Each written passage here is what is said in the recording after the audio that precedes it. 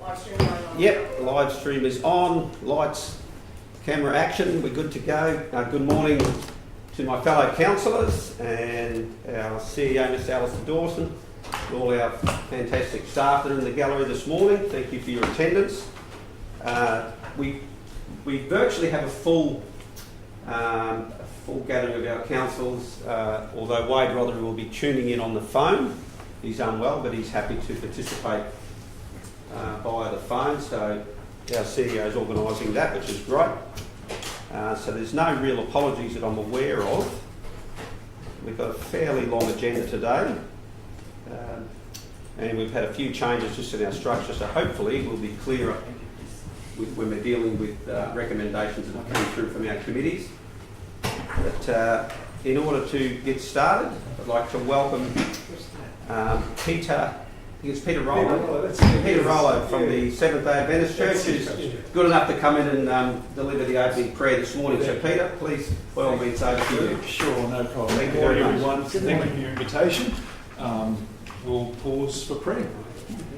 Loving Father, we just give you thanks this time. We can just pause now to acknowledge you. And pray for your blessing on the Mayor, on the councillors today as they make decisions for the Livingstone Shire. Just pray for your blessing, guidance, help all here today to sense your guiding. Give them wisdom, Lord, and understanding on the matters they'll discuss. We ask in Jesus' name, amen.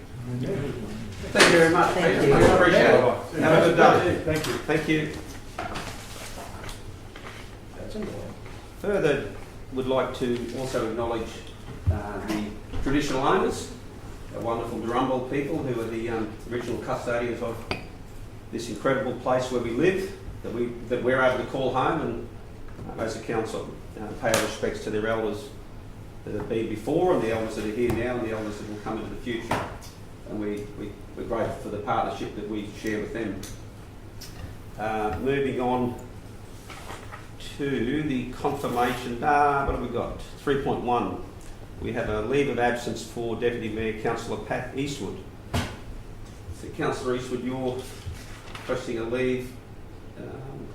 Do the dates need to be provided? Are they there? Mr. Mayor, I can probably change those dates a little bit. Okay.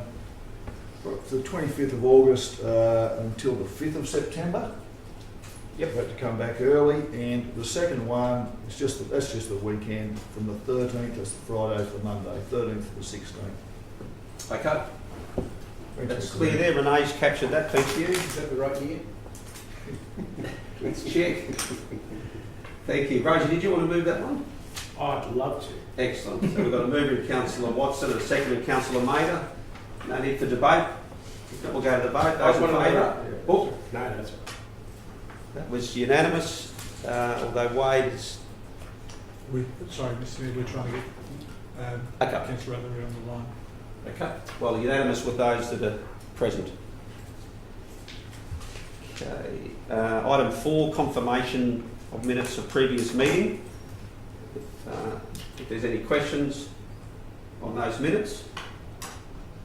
If not, would someone like to move? Councillor Friend, thank you, is moving that, and Councillor Walkon's going to second. Any need for debate, councillors? No, we'll go to the vote. Those in favour of confirming those minutes? Thank you. Any declarations of interest in matters on the agenda today, councillors? That would be good to make them known prior to the meeting through the CEO. But if there's any that you think of during the day that perhaps you've noticed before, by all means, just shout out at that time. Okay.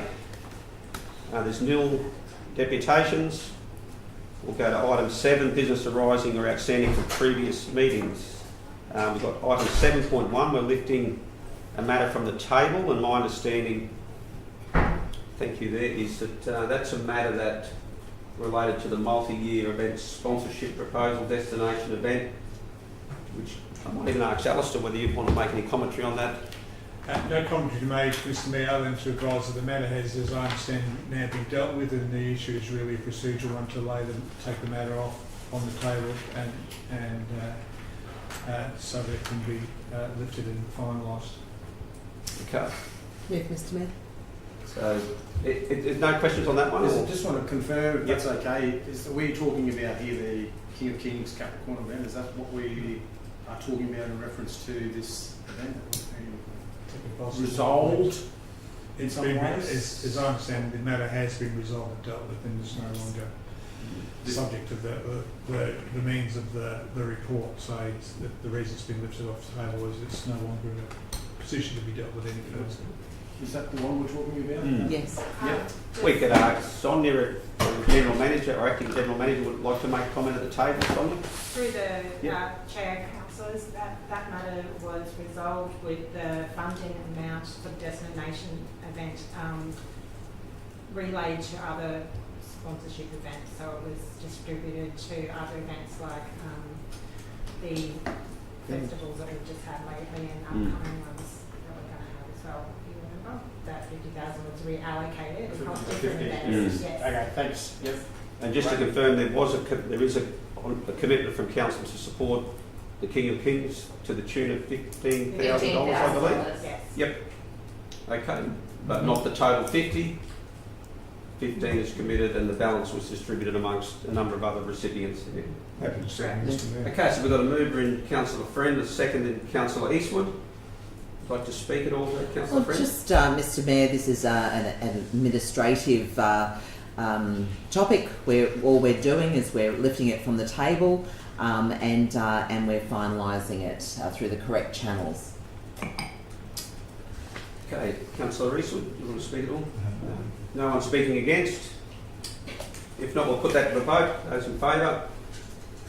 Thank you. Yep, thank you, Councillor Walcon. No problems. Thanks, Councillor Walcon. Next, our business outstanding table 7.2.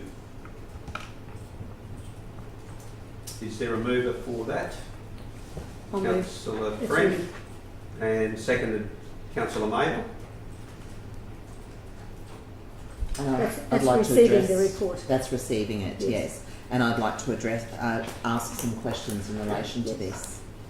So, thank you, Mr Mayor. Through you, on number 6, Ocean Park Avenue traffic matters. It's been in place since the 10th of July, so by my calculation, it should be reopened around the 4th of September. My question, I suppose, to the General Manager of Infrastructure is where to from here? I would have thought that councillors would have had some workshops to discuss alternatives, to actually know what we can do and what we can't do once this road opens again. So any workshops planned in relation to alternatives to discuss amongst the councillors? Through the Chair, thank you for the question, Councillor Friend. You're correct, the 8-week trial ends in the first week of September, so it's about 2 weeks away. We're working on a survey, so the community survey will go out to residents next Wednesday, so that'll be week 7, and it's proposed to have a survey for 2 weeks, so that would encompass the changeover between current closure and then the reopening of the road, so 1 week either side of that, so that residents can have a say on what they think of the trial and any other solutions. After that, we'll collate the survey results and we'll do a workshop or a briefing with council so that we can understand the feeling in the community and the options available based on the data. We've got traffic counters out there at the moment, and we've got quite a lot of traffic information on our website for the residents to review, and council's previously been briefed on the data and the challenges and opportunities. So we need to get the survey out and understand. Just as we know, there's many different views in the community around this issue. One last question in relation to this. Am I correct in saying that this road was always meant to be an open road right from the development itself? Yes, that's correct. Thank you. Question through you, Mr Mayor, to Michael. Yes, Councillor Mabel. Michael, we're putting out a survey to the people. Which comes first, like the chicken or the egg? We've got data that we need to get to them, and we're expecting them to respond with their opinion. Which is going to be the influential one? Because we've got to make sure that timing is going to be right. Because there's no sense in us sending out something to them after they've done the survey to us? Because it all might change in the mix. That's what I'm thinking. So we do have a website which people can find through our Livingstone Council website, which is a Get Involved website. And in that page we've included the background, all of the previous traffic data surveys for the last probably 18 months, 2 years. So people can view the data themselves. We've got the previous resolutions of council, we've got newsletters, and we've also got the part of the original subdivision road design, and also the roundabout design that was completed in 2018 and constructed, and we've got some time-lapse aerial photos of the top roundabout at Old Rocky Road for people to refresh their memory on the timing of things from sort of 2017 through to 2021. So there's quite an amount of information that's out there in the community, and I encourage everybody to make themselves aware of those bits and pieces, the information, and then the current trial will then inform our decision going forward. Yes. Continue, Mr. Mayor, please, through to Michael. Michael, I don't think there'd be any person who would allow that blockage to remain in place any longer than necessary, because everybody wants it gone pretty well, from the comments that we're getting back. Is there anything that we can see that would give us any clear movement forward in relation to this matter? Or is it all dependent on the survey, the information we get from the lines on the road and the survey that comes back? Are we rating on that particularly to show us a clear way forward? Or do we have any idea at this stage what we might be introducing without even discussing it here? I think just in my general view of things, council's resolved to do the 8-week trial, so that's in place now for 8 weeks, and we've had quite a bit of feedback from different parts of the community about that. But that's in place for 8 weeks.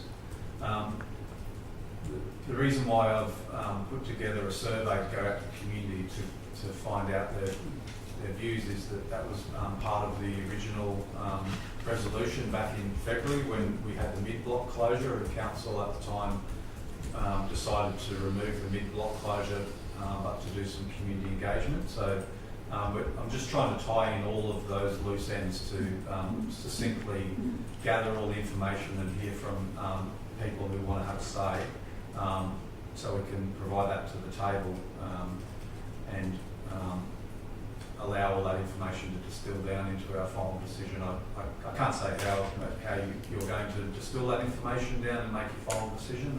There's a fair bit of back and forth and data to be analysed between now and when we do make the decision. So we'll have a workshop. You'd expect us to have a workshop to pull all this together before any decision. Yeah. Thanks, Mr. Mayor. Thanks, Michael. No problem. Thank you for that, Michael. And if I could just thank your team for the ongoing work that they're doing to fulfil the resolution that this table passed, and the communication that you guys have carried out's been very encouraging, and just keep up the good work. So not an easy situation, but we're determined to get it right in the end. And we've got 2 of them. And and then we'll roll on to the next one. It'll be a challenge, whatever that may be. Mr. Mayor, I have some more Councillor questions. Thank you. In relation to the business outstanding, number 7 is the request to establish a wildlife hospital on trust land in Glendale. 2 things. I'm not sure why this is still on the business outstanding, only that I see in point 3 of the resolution that the local government regulation, etc. Council note that the disposal of valuable non-current asset other than by tender or auction, being the lease of lease B, etc. I won't go into too much detail. To a community organisation would require a subsequent resolution of council. When can we expect this subsequent resolution? And why is it still on the business outstanding? Oh, yes, thank you.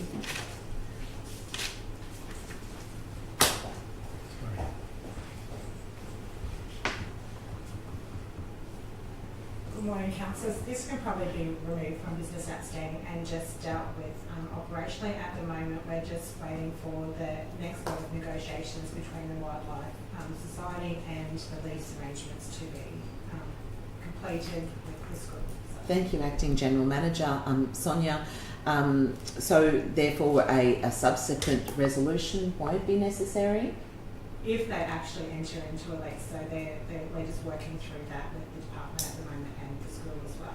Thank you. And my last question in relation to business outstanding is item 1 of business outstanding and item 10 are pretty much the same in relation to the notice of motion that I put forward with the Caves, Rocky View, Glenley and Glendale communities for extended weekend operating hours, and just wondered why both are on the business outstanding when they're very much the same.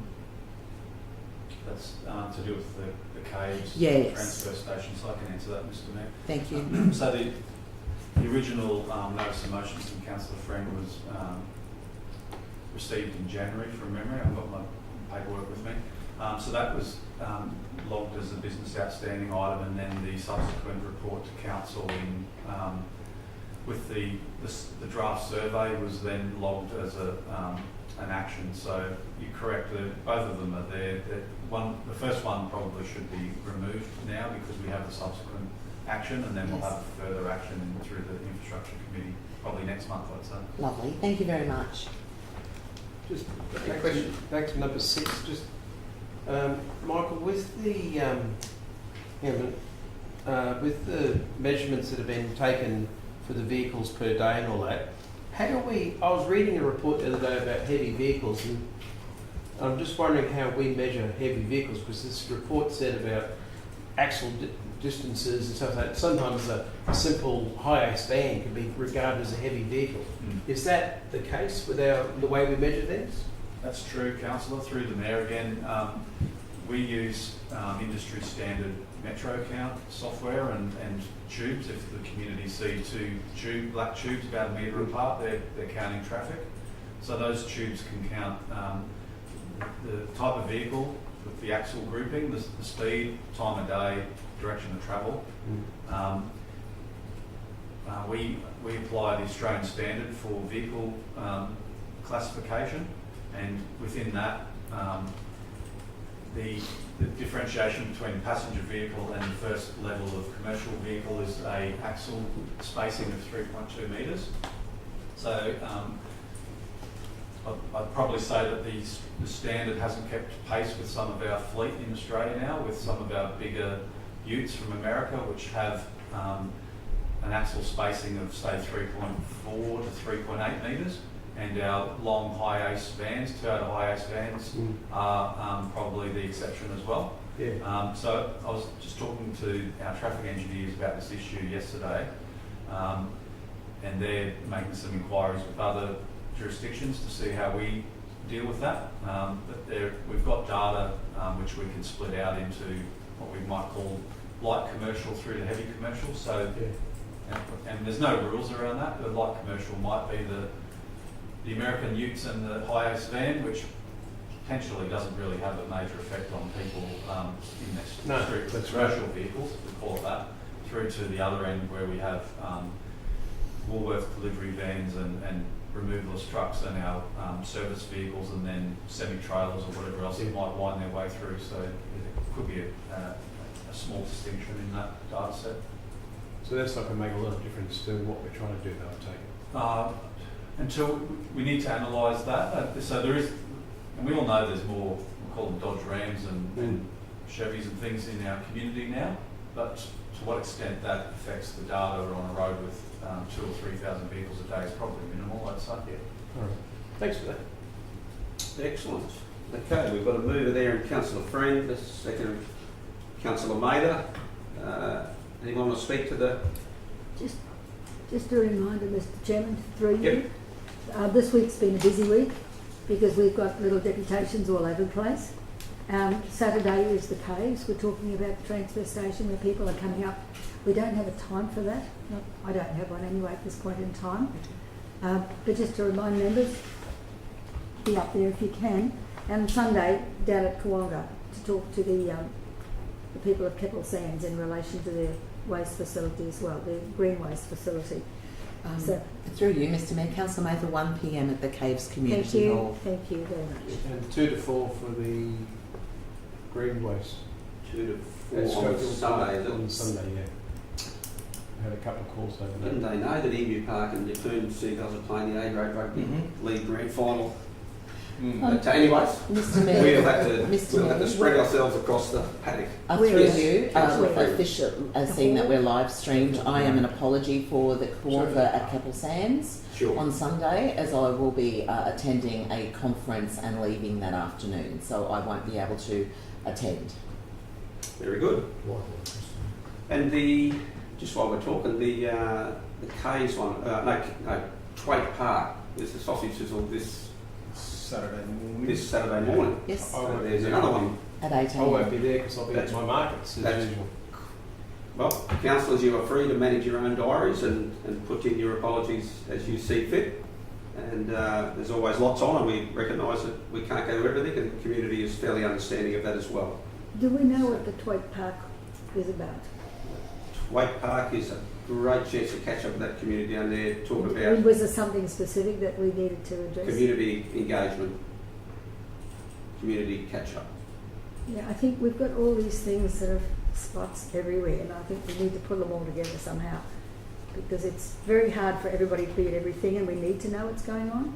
Well, I guess, Councillor, the 2 of those items were subsequent, or the consequence of laying items on the table here, which councillors Which we'll sought deal with. further engagement, so we need to be conscious of that as well, Yes. I guess, in our decision making. And we do like to be across everything too. We certainly do. That's why we delay sometimes. That's right. Excellent. Okay. No further comments. We'll put that to the vote. Those in favour? How'd you go, Wade? Councillor Rothery? Yeah, that was a 4. Good job. That was unanimous. Thanks, Renee.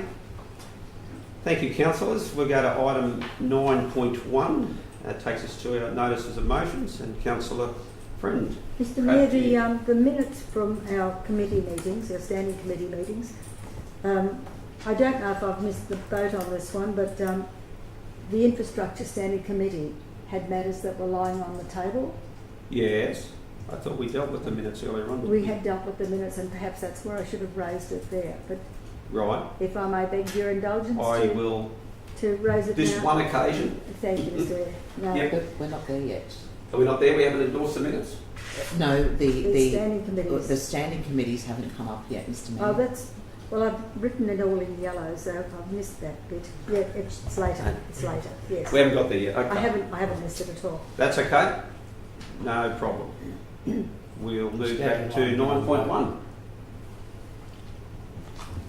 Councillor Friend, over to you. Yes, thank you, Mr Mayor. I've put this notice of motion in, and Capricorn Landcare have taken over a lease of Waru, and Waru are located at 92 Tanby Road.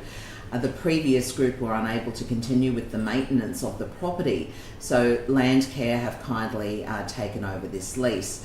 They have put a tremendous number of hours into tidying up this area known as Waru, and have received a grant to replace the burnt out toilet. Now the boundary fence was falling apart just from old age and termite damage when this current lease was approved. And under this lease agreement, usually on leases on council-owned property, it is the responsibility of the lessee to undertake maintenance.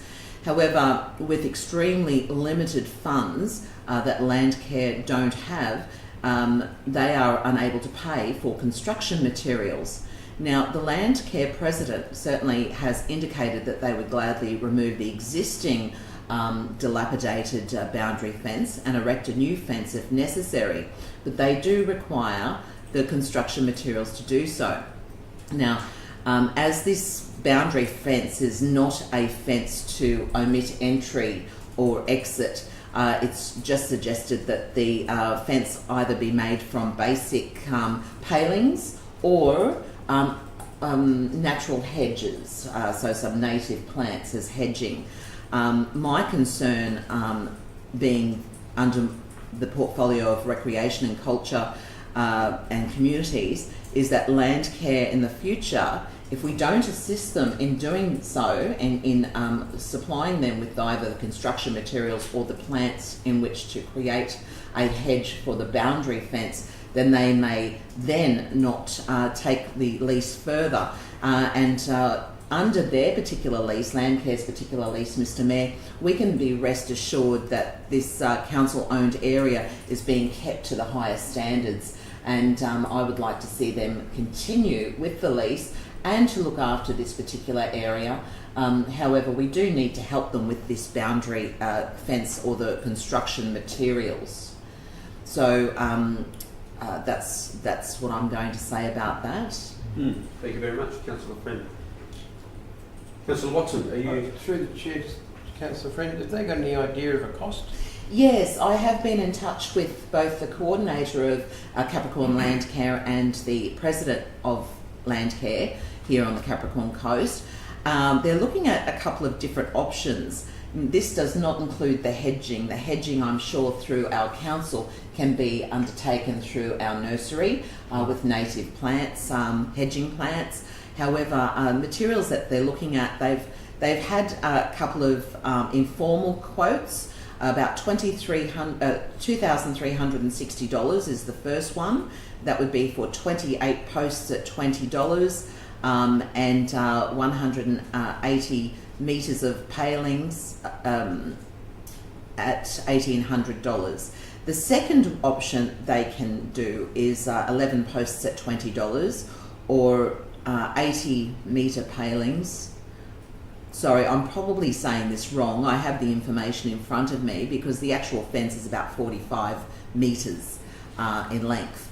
And this next total is $820 and for shrubs as well. So, and apparently Bunnings would be willing to help with the shrubs and labour, but so would our council nursery, I'm sure. So it was very important to bring this to the table, only because, as I said, under a general lease with council, it is the lessee's responsibility to replace the posts. However, this was already dilapidated and falling down when they took the lease over. Mr Mayor. Okay, Councillor Eastwood. Look, I've just got a question. Has the fence been inspected by council at all? Since it's a council asset. I believe the officers have inspected it. I'll just ask the Acting General Manager for further information. Through the chair, there hasn't been a formal inspection, but an informal one, and you can definitely tell that the fence is dilapidated and failing, and I understand why they want to replace it. It was like that when I took over. Just another question.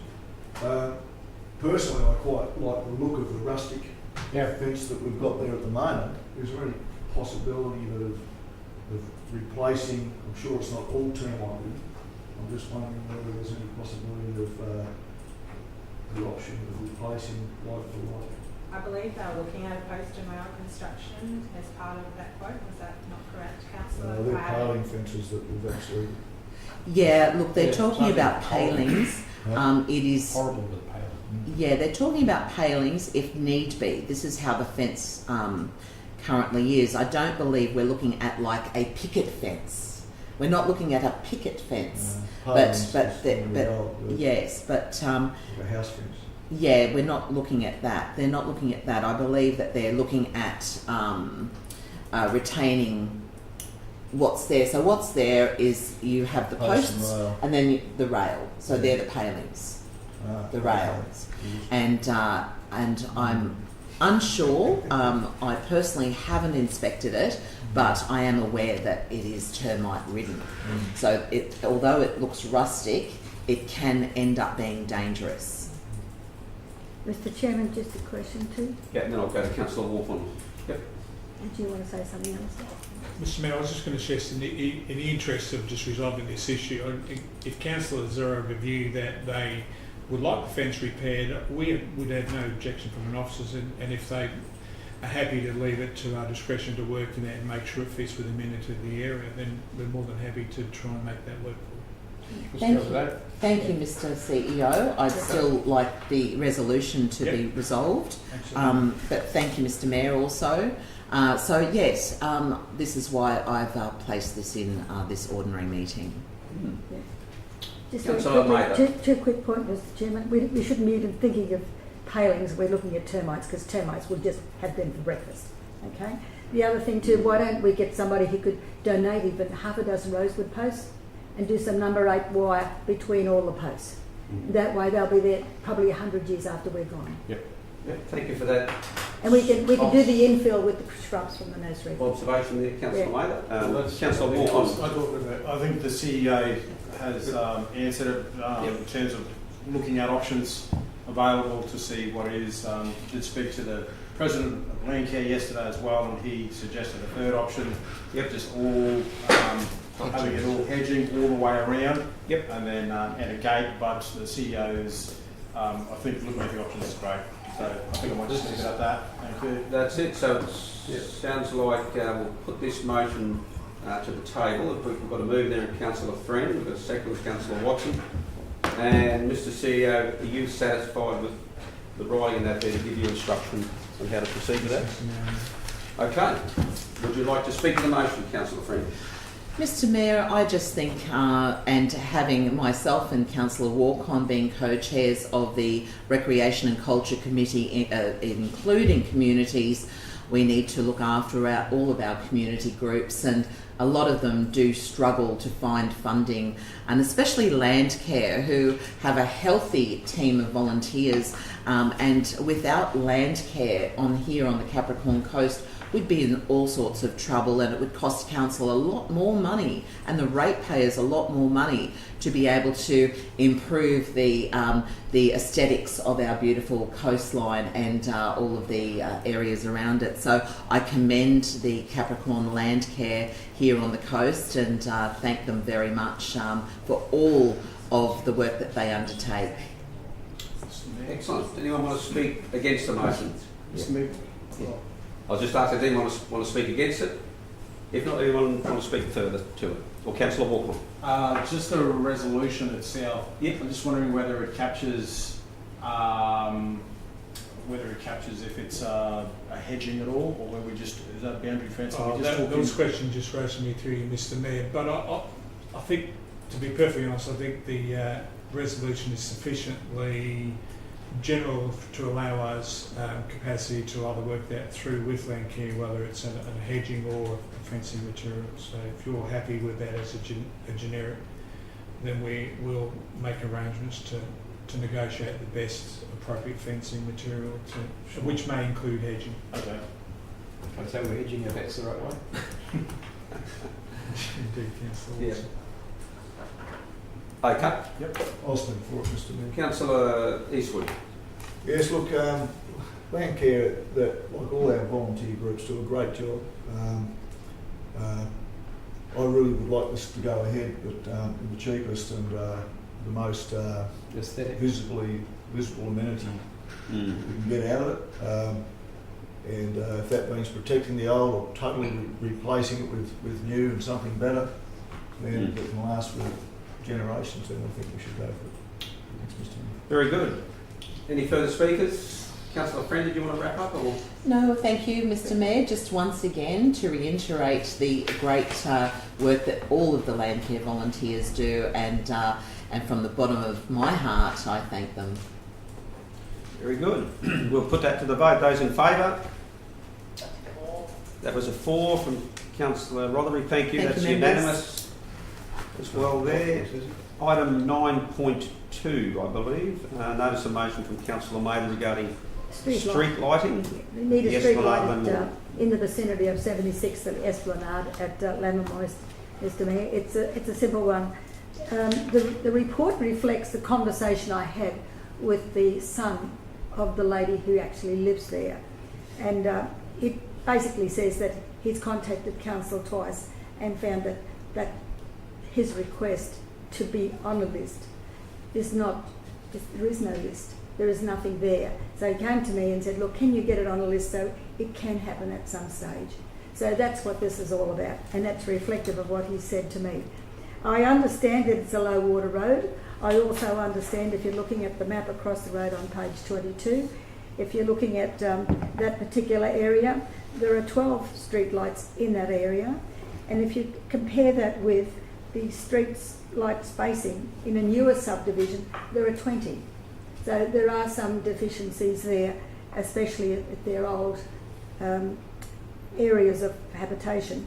I'm not expecting every street corner to have a light, Mr. Mayor, but I think if it's been identified that there are deficiencies, and people won't go out at night these days unless they've got some sort of security. They're not asking for everything to be lit up like the main street, but they just ask that if they identify an area that is a little bit more shady, that if that could be assisted.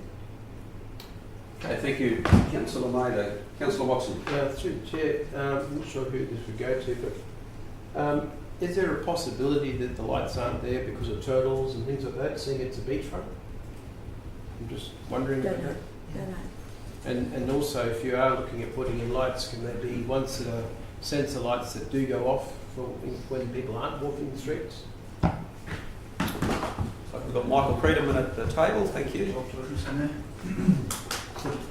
Councillor Watson, there probably is a possibility because we do have turtle sensitive lighting policy of the council, and we also have it in our planning schemes for new lighting to be sensitive.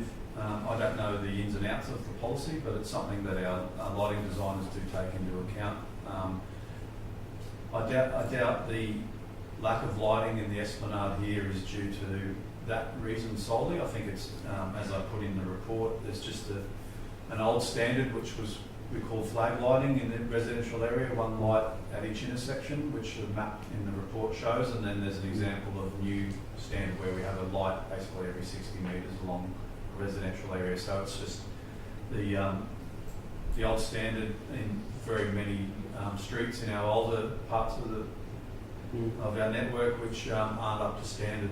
And we've got $75,000 per year in our capital program to prioritise those, upgrade our luminaires to LED for efficient lighting, and also to increase our lighting systematically. In the report I mentioned high use areas, high traffic zones, and intersections are our priority based on our spend each year of $75,000. So sorry, through the Chair, we just repaired, I believe, 76 lights at Emu Park CBD. Because I put in a customer request for it because Emu Park was very dark. That obviously got bit into a lot of the 75,000. What does it cost to put in a light? The short answer, it depends.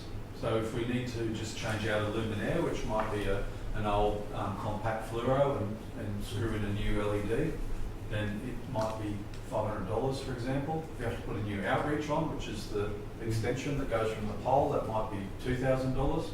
And if we have to put a new pole in and run an underground supply or overhead supply, it could be $5,000 to $10,000.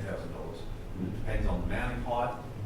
4.5 metres for pedestrian areas, 7.5 metres for road areas. So that I'm sorry I'm getting into the technical, but it's it is a technical area, electrical engineering and lighting. Through the chair, question. Thank you, General Manager of Infrastructure. So the sensor lights, if we have to put in a new pole, it could be anywhere up to $10,000.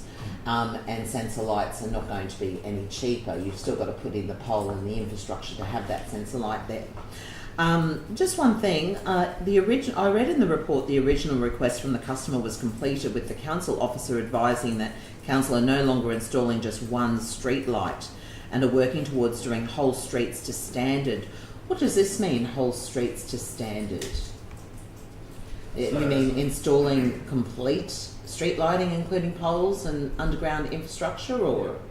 So on page 22 of the agenda, I've given two images there. The first image shows in figure 1 an existing street pattern with the old standard, which is basically one light at each of the intersections in a residential area. So if we, and then the second image shows a newer subdivision with lights, the yellow posts every 60 metres in the subdivision. So our aim would be to systematically go through and review our areas of greatest need and look to upgrade from image figure 1 to figure 2. So we would look to go into an area and take the flag lights at the intersections and upgrade those and put lights every probably second or third house frontage to bring it up to standard in time. And obviously that's a massive challenge. We've got older parts of our community, so we have to prioritise them based on risk assessments. So based upon your risk assessments and by exception, if you have, if you're actually undertaking this project to start installing streetlights here, there, according to risk, would there be, given the that they're so, sorry, I'm a bit tongue-tied at the moment, I'll start again. Given that there is so much juvenile crime in our region, would you look at something like this as an exception for a very dark area? Probably not.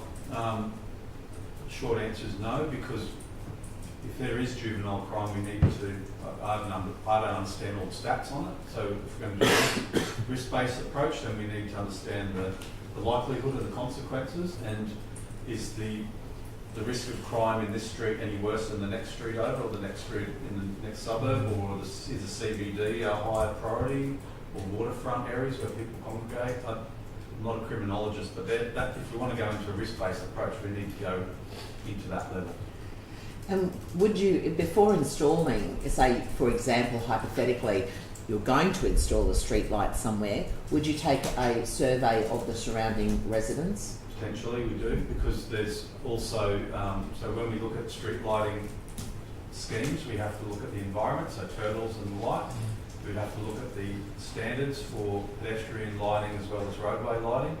We would have to understand what the community expects in that area. There's no point putting a series of lights in if the community then don't want it because they want it dark. And then some people, where we put a street light, might find that there's spill lighting, we call it, that shines into their front bedroom. So there's all sorts of social and engineering and environmental reasons why we don't do things. And if hypothetically a street light was knocked back and was not going to be installed, what alternatives could the resident undertake? Would they be able to place sensor lights within their own property? Absolutely, yes. Yeah, they can provide their own lighting to their eaves. They could install a sensor light on their driveway. So you could do that at any time. Thank you. Okay. Which would probably... Councillors, any further questions? Or I was just going to make a comment, Mr. Mayor, and that was that those sensor lights will probably be more beneficial in reducing crime than a street light, if you worry about juvenile crime. Okay. Have you finished speaking? Yes, Mr. Oh, okay. Okay. Councillor Ayler, did you want to move this motion to test? Yes, I do, please, Mr. Mayor. I do, please. It was a request put to me by a ratepayer on behalf of his mother, who's in a darkened area. And is there a seconder for the motion? Can I just say, we're just looking to put this on a list, aren't we? That's correct. I'll second. Thank you, Councillor Watson. So we have a live motion. Councillor Mayer, yes. you're welcome to speak to that. I'm not saying it should or shouldn't be done. I'm putting it as a request because it was after two efforts by the son, who actually tried to get it onto a list back 18 months ago. And because it wasn't on any list, he needed to go and find out if he could put it on a list. And I just find that although we look at all sorts of things when we have requests, there are a number of issues that are considered that we hadn't thought about perhaps. But I always find too that there are always reasons why we can't do it. We just seem to find reasons that we can't do it. I'm saying put it through to Ergon and let the people, I mean, if we want to do surveys up the street, that's fine. I don't have a problem with that. If there are turtles nesting in the area, we take that into consideration. We're not dismissing these things. But when we have a request, we just don't look for reasons why we can't do things. And it's not just here, this is just an example. Thank you, Councillor Maida. Can I ask a question of Mr. Greer? Yes, certainly. Sorry, through the chair. Michael, is there a list? Is there, I mean, like, if we're going to put a list, is someone just going to write a piece of paper on the wall, or is there an actual list? Yeah, thanks for the question. We do, and this is a street lighting program. So we do have other programs in our capital works budget each year, and they can be, so for example, a street light program, which has a list and priorities, and one of our tech officers in construction and maintenance manages that. We have a program for guardrail replacements that has a program based on asset management and accident history and so on. We have a program for our footpath expansion upgrade program. So I think from memory there was about 90 or 100 footpaths on our program with the cost of about $80 million. So we do have these crude shopping list basically. So we receive all sorts of customer requests and augmentation requests all across our networks. And we've got a curb and channel program as well. So we have to work out a way of systematically prioritising those it's just, there's not enough money to do everything all the time. No, of course. So that's the staff looked at this request on 2 different occasions, and if it was to be put on a list, I would say it's probably going to be low. So the expectation might be set that the table approves this today and it goes on a list, but then it might not pop up to the top of the list for a decade. Don't know. Another question through you, Yes, Councillor Mr. Brent. Mayor. If it is placed on this list, that does actually, it might be a decade before anything's done, as you've just said, but that's a commitment that we would make. In a decade we'd spend, and it would be in excess of $10,000, I imagine, if everything's going up the way it is, to actually install this street light. It may, and just to confirm, it goes on a list which is prioritised, and then it's re-evaluated every year when we go through our budget cycle. So the priorities are listed, but then we might find we get to a certain year 8, for example, and then our priority changes. We need to go and look at a different area for street lighting that trumps the list. So the list is live, and we have our set prioritisation model which we use, and that's the best way of prioritising is to be consistent and systematic. But as we know, different things happen. In 10 years, council might decide not to do any more street lighting because we've got other priorities and $75,000 is needed. So at the moment, it's our best guess. So through you, Mr. Mayor, there could be that expectation if this is resolved today that something would be done, and yet it may not be done because it's on this list and it's not top priority. When the council recommendation says and referred to ergon for future works, at that point when it came up on the list to be undertaken, say it could be from any amount of time, then it would be referred to ergon then. So thank you for the question, Councillor. At the bottom of page 22, I have commentary there. So street lighting is in residential streets is council responsibility. Council partners with ergon to provide lighting infrastructure whereby council generally pays for the upfront capital investment. So we would have to pay for the new installation, and then ergon manages the ongoing maintenance obligations of the light, but we pay a tariff that basically pays for the maintenance, so that they come and ergon will go through and clean the lights and make sure that the electrical supply is working, and they replace the luminaires in the existing lights. It's called a rate 2 light.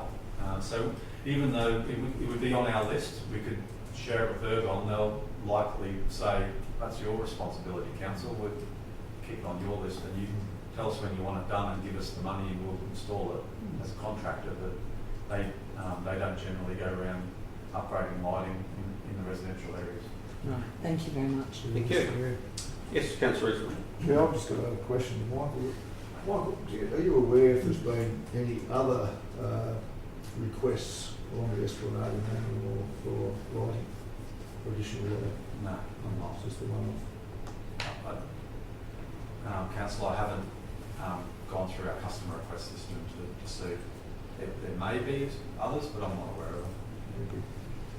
Okay, so we've got a mover in Councillor Mather, a second in Councillor Watson. We'll go into formal debate if there's no further questions. And Councillor Mather, Just to sum up very quickly, Mr Mayor. are you summing up, or because we haven't had for and against, that's all? So happy. Well, I thought everybody had had a chance. No, Debate. no. No, I'm happy for everybody to talk. I'm happy. Well, talking could occur in the debate itself. So if anybody would like to speak against the motion, for example, Councillor Walpont. Yeah, I'd like to speak against. Yep. I'm just happy we can't do everything. Well, we can do something, but if we try and do everything, it's going to cost us too much. We realise that. I think we don't have to be scientists to understand that. We do understand that there's also $75,000 that's been put into street lighting, and they are our priority projects, priority lighting, and then there is a reason why they are our priority, and our staff have identified these areas because they are at high risk and high volume areas, and so we don't want to take away, in terms of my opinion anyway at least, is that we don't want to take away from our priority areas and put it in our non-priority areas, and there are mechanisms that can be in place for security for these areas, like's been suggested with Mr. Creederman, in terms of sensor lighting, and so I would encourage this type of mechanism to be done by the owner of the house and in a nice way to take some responsibility for our own safety in some ways, whether that's by fencing or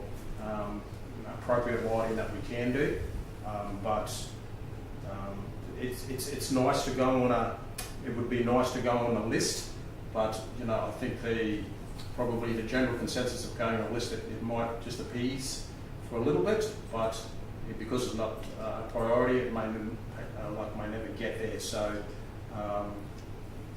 that's why I'm voting against. Thank you, Councillor Walcott. Yeah. Any speakers for? Councillor Watson. Mr Chair, through Councillor Walker, I agree with what you're saying, but if it's not on a list, it'll never ever happen. And so I think this is just a matter of putting it on the list. And I agree, it could take years before it gets there, but at least it's there for the future. And this motion is just about putting it on a list. It's not about actually installing a light. So that's why I'm voting for it. Okay. Anyone speaking against? Councillor Friend. Yeah, I've given this great consideration, and after all of the questions have been answered, Mr Mayor, I'm speaking against only because I think that placing it on a list is a good idea, but it's the expectation of it having been placed on the list that will actually give people a sense of false security, of false hope if it is of low priority. So I'm speaking against it because I don't wish to have that expectation of the people in question or the community think that this is going to happen in any immediate future. I tend to agree with Councillor Walcon that sensor lights on your own property would be far more advantageous for the people in these kind of situations.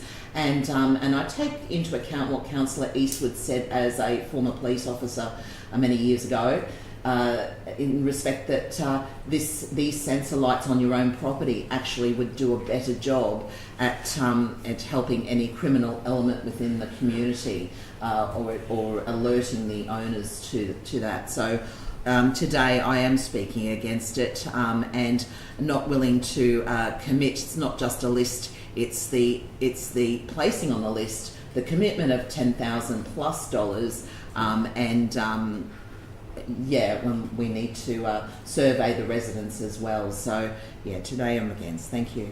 Thank you very much. Any further speakers for? I'll speak against this one. Well, I might speak for just because I feel that there's perhaps some, and I don't expect to actually win this debate, but probably more so just to really break down the motion itself. asking for it to be investigated and listed for upgrade basically into the future. It's interesting that our suburbs have evolved. Our new suburbs now have lighting every 60 metres. That's what we're rolling out. We're approving that in our estate, so we recognise that that's obviously a positive step. It's obviously good for passive crime reduction.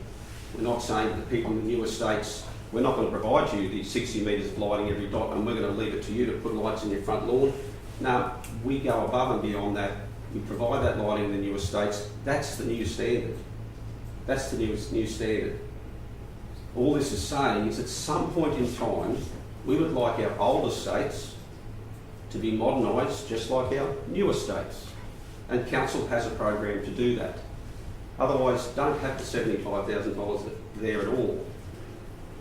But no, we allocate a certain amount of money, just like we allocate a certain amount of money for curb and channeling in the old estates. It'll take 50 years or 75 years to do it. We flagged a footpath in one of our northern suburb parks at their request, and the response was, it's on the list, maybe 20 years for it to happen, guys. But we were prepared to do that. It may be 18, it could be 25, but at least we accept and acknowledge that it's a legitimate request because it's consistent with what the council is aspiring to do. We don't know how long it's going to take to get it done, but to not put it on the list would almost say that, no, you don't comply with our list. Well, actually, there is a list, you comply, it's just you're very low in the priority. So providing that's communicated, it's actually consistent with their policies. It's just a matter of priority. That's all I've got to say. Thank you. Anyone further speaking for or against the motion? Well, you haven't convinced me, Mr Mayor, I have to say that. I'm against the motion. I think that it does give a false sense of hope. I think there are other mitigating ways that would actually help the resident. And why should this resident jump above the list in relation to other suburbs that might even be and more reason to have better and more adequate lighting. So on that, I've just and look, I feel for the actual person involved. I understand that lighting and safety and security are real issues, but I do believe that they can be mitigated somewhat by the owner. I do request though that some of those thoughts in relation to that mitigation be passed on by officers after this meeting so that they're actually bring them back to a responsibility, I guess, their own responsibility to do something. Thanks, Mr. Gibb. Thank you. Any further speakers for? If not, Sum up, thanks, Mr. Mayor. we'll over to Councillor May to wrap up. Yeah, thank you, Mr. Mayor.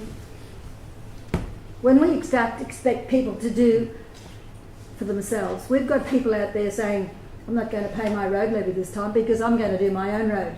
I'm not getting any value for my money. Is that what we want? Do we want them to do for themselves with their own money? Because that's what we've got out there. Try to convince them otherwise, it's not easy. As for lists, we've got lists for everything. You're on a list to get to be involved in local government. You put your name on a list and people picked you out because they thought, I'll come to you. I'll come to you because you will advocate for me. It may not be what I want, but I'm going to put it to you and see if you will represent me. That's what I'm doing now. I'm doing my duty. I'm not saying support me. It's up to you where your priorities are. As far as expectation goes, that's what we're here for.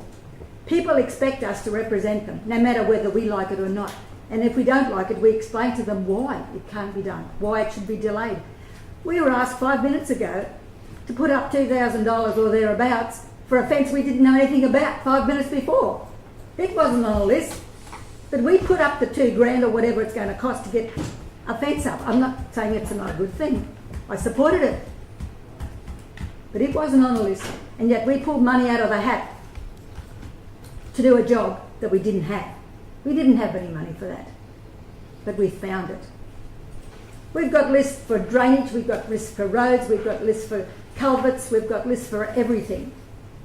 Because there's an expectation that they're needed. Whether they're high priority, that will determine as we review all of these things from time to time.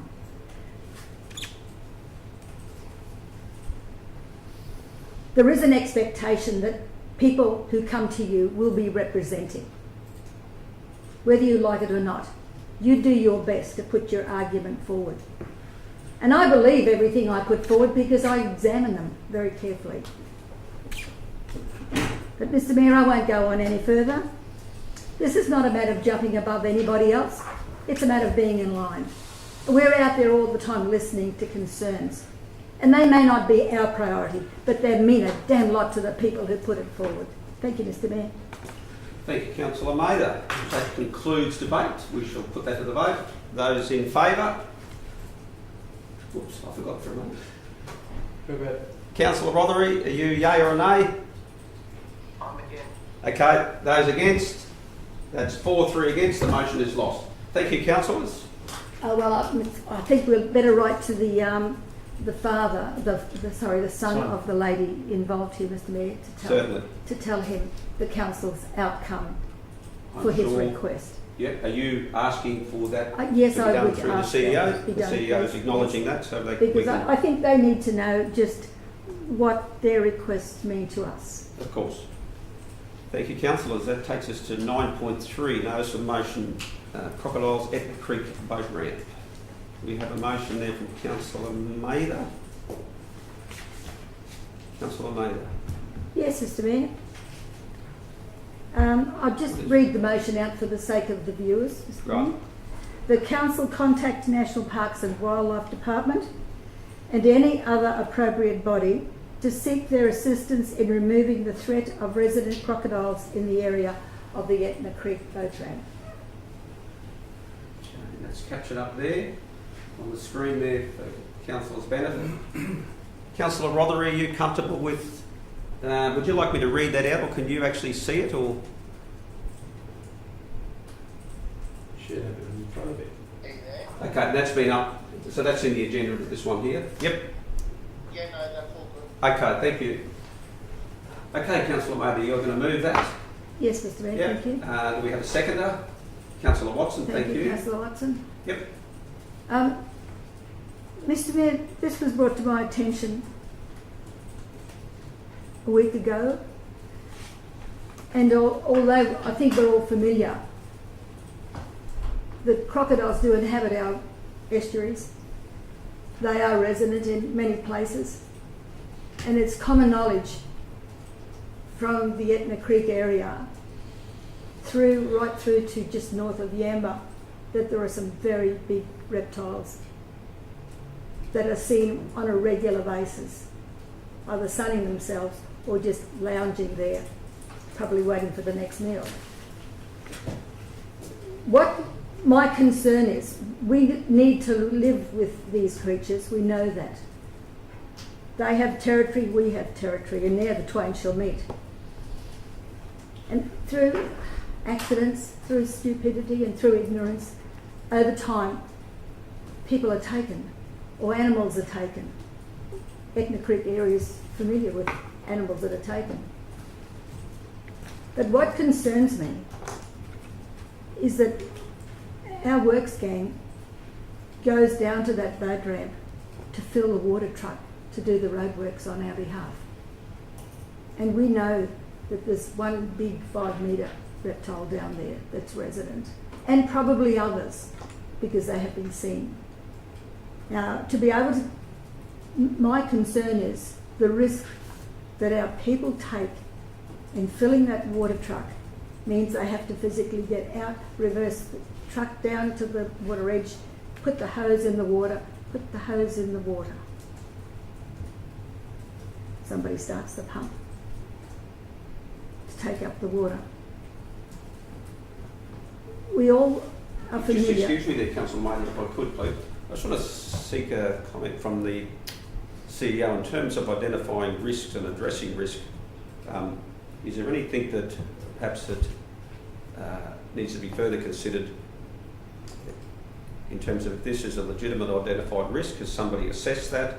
And if that work practice is taking place, I'd like at least some reassurance that that risk assessment has obviously been done on that end. So I'm probably looking for guidance perhaps before we finalise this and deal with this. I'm happy to talk to it. This notice of motion is in two parts. The first part, item 9.3, is basically requesting that council contacts state government body who manages crocodile management in Queensland. And then the second part, 9.4, is around question on notice from Councillor Mather, which is an extension of the crocodile management issue, and that's probably more to do with the management of staff in and around waterways.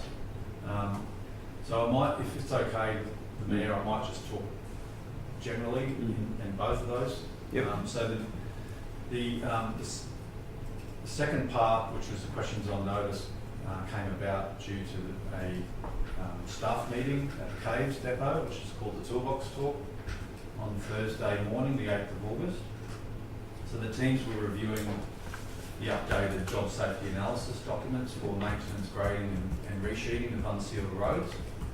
So within that document, it details a number of steps that are required to be addressed by the teams in undertaking that activity, and working on roads is a high-risk activity in our safety legislation. Working on the water is a high-risk activity.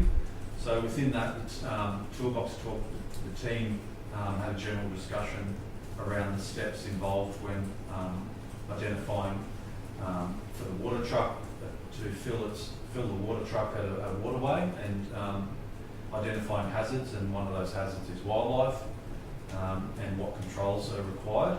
So if you're drawing water from a waterway and there's evidence of crocodile habitation or movement, so evidence might be slide marks or actual visual observation of the crocodile floating in the water, the worker is required to communicate that there's a hazard to their leading hand and the other workers in their team. They're also they're obliged to walk away from the hazard, a duty of care to themselves and others, not to go near the water edge and to seek water from another location, which in this case around the Etna Creek area we do have Caves Pipeline where water can be drawn from. So the issue that you raised before, Mr. Mayor, about risk assessments, we've got a safe work method statement that identifies the steps involved for anyone around our waterways, particularly in this case our road construction crew. It was raised at the Toolbox Talk as a learning opportunity as far as updating the training and the steps involved, so that's our first mitigation.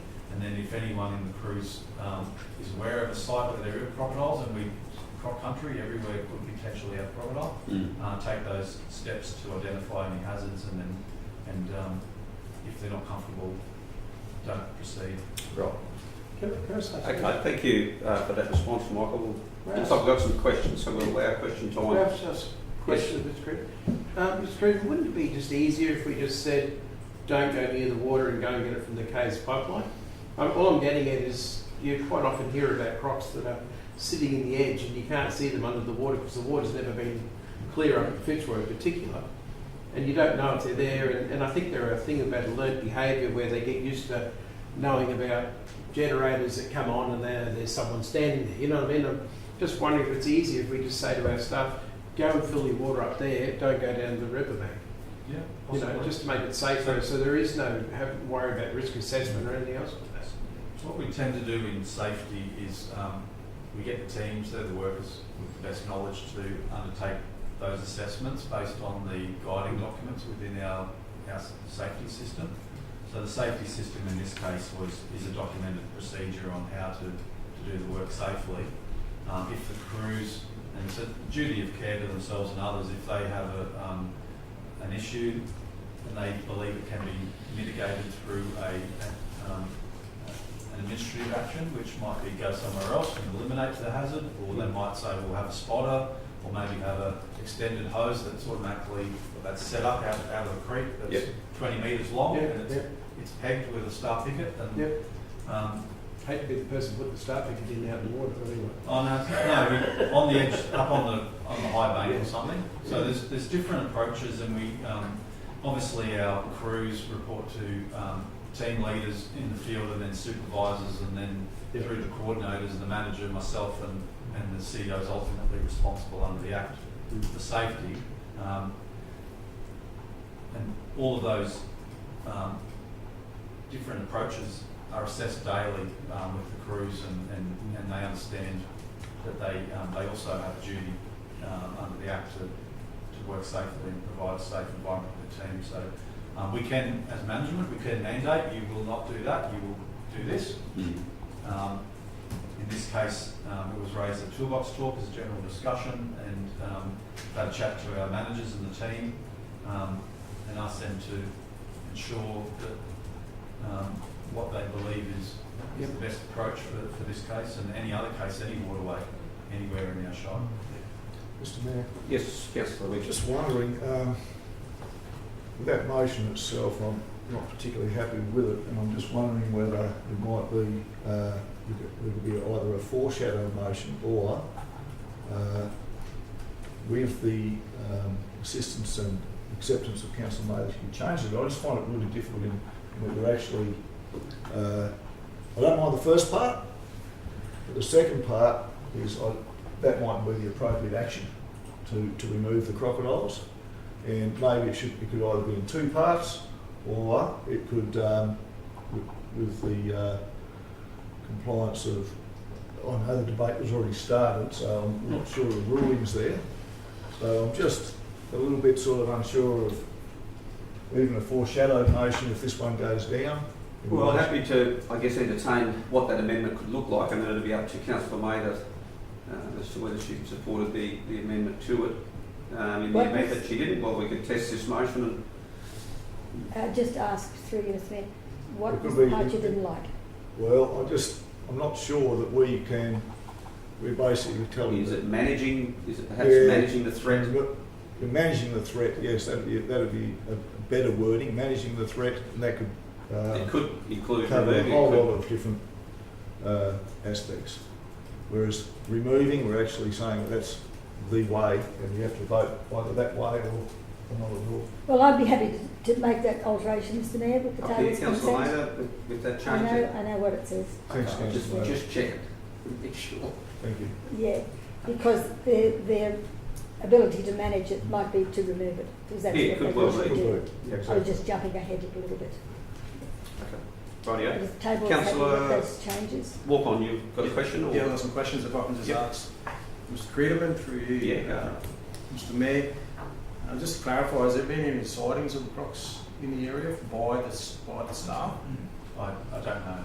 I know that they were talking about the update to the work safe method statement, and the conversation was around that crocodile down the boat ramp at Etna Creek, but I don't know how often they spot it or see it, and how often it's floating around and swimming up and down. I don't know. So that means you don't know whether they actually saw a crocodile. I wasn't in the toolbox talk, so I'm only hearing some of the information secondhand. I don't know whether it was in the context of, we saw that crocodile last week, remember that, in respect to the way we manage this hazard, or whether it's just anecdotal in the community that everyone knows there's a crocodile there. I'm not sure. Yeah, okay. Thank Can I you. potentially add? Yeah, certainly. To that as well. So when we actually review safe work method statements, it's actually looking at what are some of the risks that are present while you're actually undertaking that work. One of those risks that had been, or hazards that had been identified, was wildlife, which then created the conversation, well, what kind of wildlife hazards do we actually have in and around those waters? And that's how I understand the conversation around the crocodiles had come up. Yeah. Okay, thank you. How far away is that? There was a mention about a pump or something close by. How far away is the pump to the Etna Creek boat ramp? So in the response officer's response, that's it. So if ultimately, as Councillor Watson's comment for if the staff believe it's unsafe to go anywhere near that waterway, then they can say, do not do that. If they're grading roads in the Etna Creek area, they can drive, it's 9 kilometres along Etna Creek Road back to the Caves pipeline, and they can take water out of the pipeline at a hydrant, and they can drive back. So 9 k's. It's 18 kilometre round trip. So 9 k's there, 9 k's back. So it's probably a 20-minute round trip, and you have to fill the water tanker as well. Yeah, okay. And you normally, these sorts of things, is this something that's just normal that you just normally talk about in an operational type of setting? Yeah. Yeah. It's really important that we regularly review those safe work method statements to understand, what are those hazards, what are the controls that we've got in place to mitigate any of those risks. Okay, great, thank you. Appreciate that. Just one question. Thank you, Councillor Friend. Little bit of left field, but it's interesting. It's got me thinking about not just Mount Etna, but also Currumbin Creek, because there's often crocodiles there as well. So do staff members actually use that particular boat ramp for any reason? Yeah, they clean it. Currumbin Creek? We clean it on half the main roads. It's salt water, so we wouldn't be taking water from there. It's like I said, we're in crop country. Every waterway, every staff member, no matter if they're pulling weeds or they're taking water, doing anything, inspecting drainage reserves, they need to be crop-wise in our documents. Give them some sort of identify that the likely hazards and then what we expect of them as mitigation controls. Thank you. Very good, okay. So we've got an amended motion there of Councillor Mathers with the assistance of Councillor Eastwood.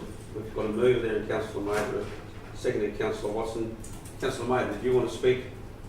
Well, I started when you actually spoke to Michael. That's exactly right. And I got cut off, but You did. if everybody else wants to say something, I'm happy to just... Reserve your right. Okay. You may not be aware, the Fitzroy River joins up Alligator Creek at the boat ramp. So you've got animals coming from both sides there. In the past, there was signage there, big signage to say, stay away, crocodiles here. We've replaced those 3 times because people take them down. So one would think on first guess, oh, we can have a swim here. And I've heard that's happened. I think they went home now. So it is a known location to have those signage put there 3 times. And there's no signage there at the moment. So people take it upon their own guess to say that they'll go out with the boat, go out with some skis or go and pump water. When you go to the caves on Saturday, I'll take you down to Etna Creek and you can see firsthand what the situation is. There's nothing like a visionary to get a picture in your mind. And there's no reason, like I said in the notice, that we can't have a permanent pipe down to that river where you've got an embankment, the truck can back up, couple onto that thing, pump it up and doesn't need to go anywhere near the water. So it can be done. We don't have to drive 20 minutes to go get water from the pipeline. It can happen. I don't think it's sufficient to alert your suspicions of crocodile movements or markings in the mud to go to your foreman, because the foreman's usually the grader driver and he's probably a mile away from where you are. So he'd have to go up and track him down. And what could the foreman say? Oh, if you think it's sort of a bit dangerous, I don't think you better do. It's on his head. I don't think that's fair. We're looking at hazards, and what the practice I believe that we're doing now is a hazard, and I'm just trying to make sure that we remove those risks to our staff, that's all. And there is an alternative, and that's a permanent pipe into that creek. Very good. Because Okay. I just don't want it, I don't want to have to knock on anybody's door with bad news, that's all. And it's not a matter of if, it's a matter of who and when. Because it's just, the risks are too high. Because they have been seen 5 metres, no trouble at all. Big ones were all the way up there to Yamba. Thank you. Councillor Mather. Anyone speaking against the motion? Councillor Walker. Yeah, I'll be speaking against. The reason why I want to speak against is not because I don't, it's really very clear, it's not because I don't care for people. Actually, I really do care about people, and I really do care about our staff. But however, the way that I see it is that we have a responsibility to empower our staff and our officers to do their job. And by hearing from our officers today, they are doing what they can in their checklist, in their toolbox meetings to identify risk and to deal with those risks in the most appropriate way that is possible. And if they foresee that a crocodile is close by, then they have things in place to be able to deal with those sorts of things. And if there's crocodiles in the areas, in the area, I'm sure they'll do what they can to deal with it in the most appropriate way. And just for me, I see it as we have our incredible staff here for a reason, and we should empower our staff to do what they do, and we do what we do, and the team works well. That's why I'll be voting against it. And it's not, and again, it's not because I don't care. It's because we have a credible system, and we should let them do what they do. Thank you, Councillor Walker. I'll speak for Mr Mayor. Anyone councillor speaking for? Councillor Friend. Thank you, Mr Mayor.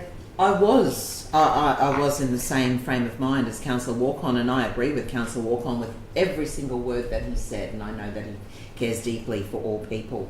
But because the wording had changed in managing the threat, that could mean that the appropriate body, whoever that might be, might go down and inspect the area occasionally. And so because that wording has changed, I will be voting for it this time. If the wording had not changed, I might probably be against. But managing is a good word because it doesn't necessarily mean removal. It means checking and investigating. Thanks. Thank you very much, Councillor Friend. Anyone further speaking against the motion? I'll speak for it, Mr Mayor. Speaking for, Councillor Eastwood. Yeah, look, I mean, crocodiles, sharks are always a risk, and we actually, the Mayor and myself were actually on at Alligator Creek, and in a little tiny tinny, the bloke that took us out of the tinny kept on telling us about this big 5 metre croc that was nearby, and I must admit we were a little bit nervous in this 12-foot tinny. We didn't hang too much over the edge, but it's all about mitigating and the responsibilities, and I think that our council are good at doing that. Yes. And the same thing, it's like my surf school. You know, I went for a surf last week. I dropped my board on my foot before I paddled out. I was bleeding like a stuck pig. I paddled out and somebody said there's a shark in the water. And I went, and there was a shark in the water. But I personally, I went, all right, I'm going to take the risk. The surf's too good. I'm going to stay out. But if I'd had a surf lesson, it would have been totally the opposite. I would have moved my surf lesson to another beach, and I would be doing the proper mitigation process.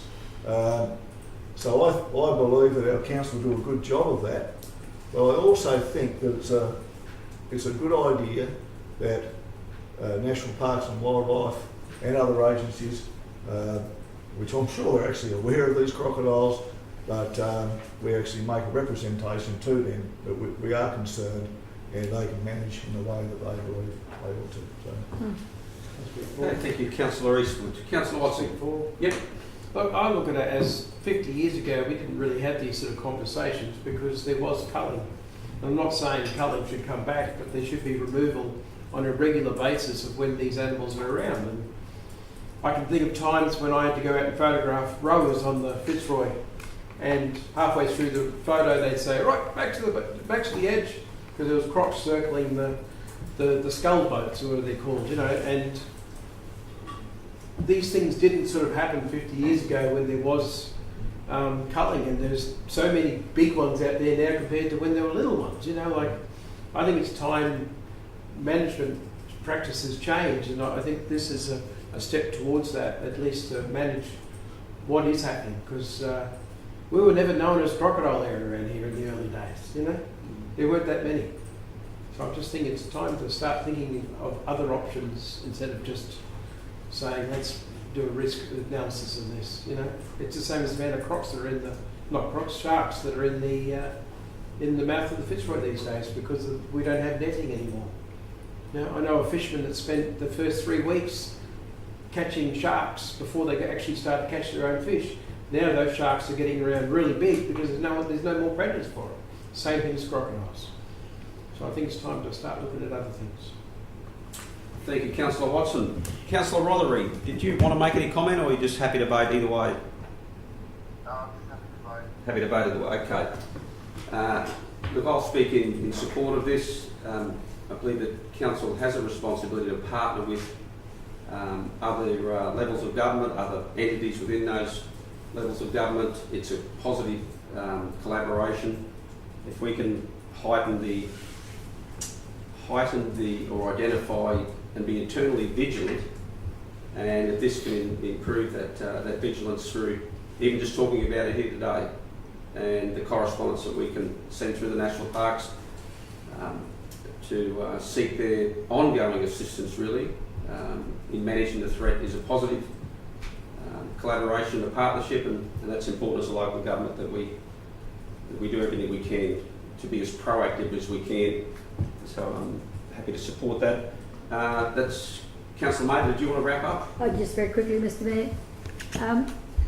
If we want to take personal risks, that's up to us.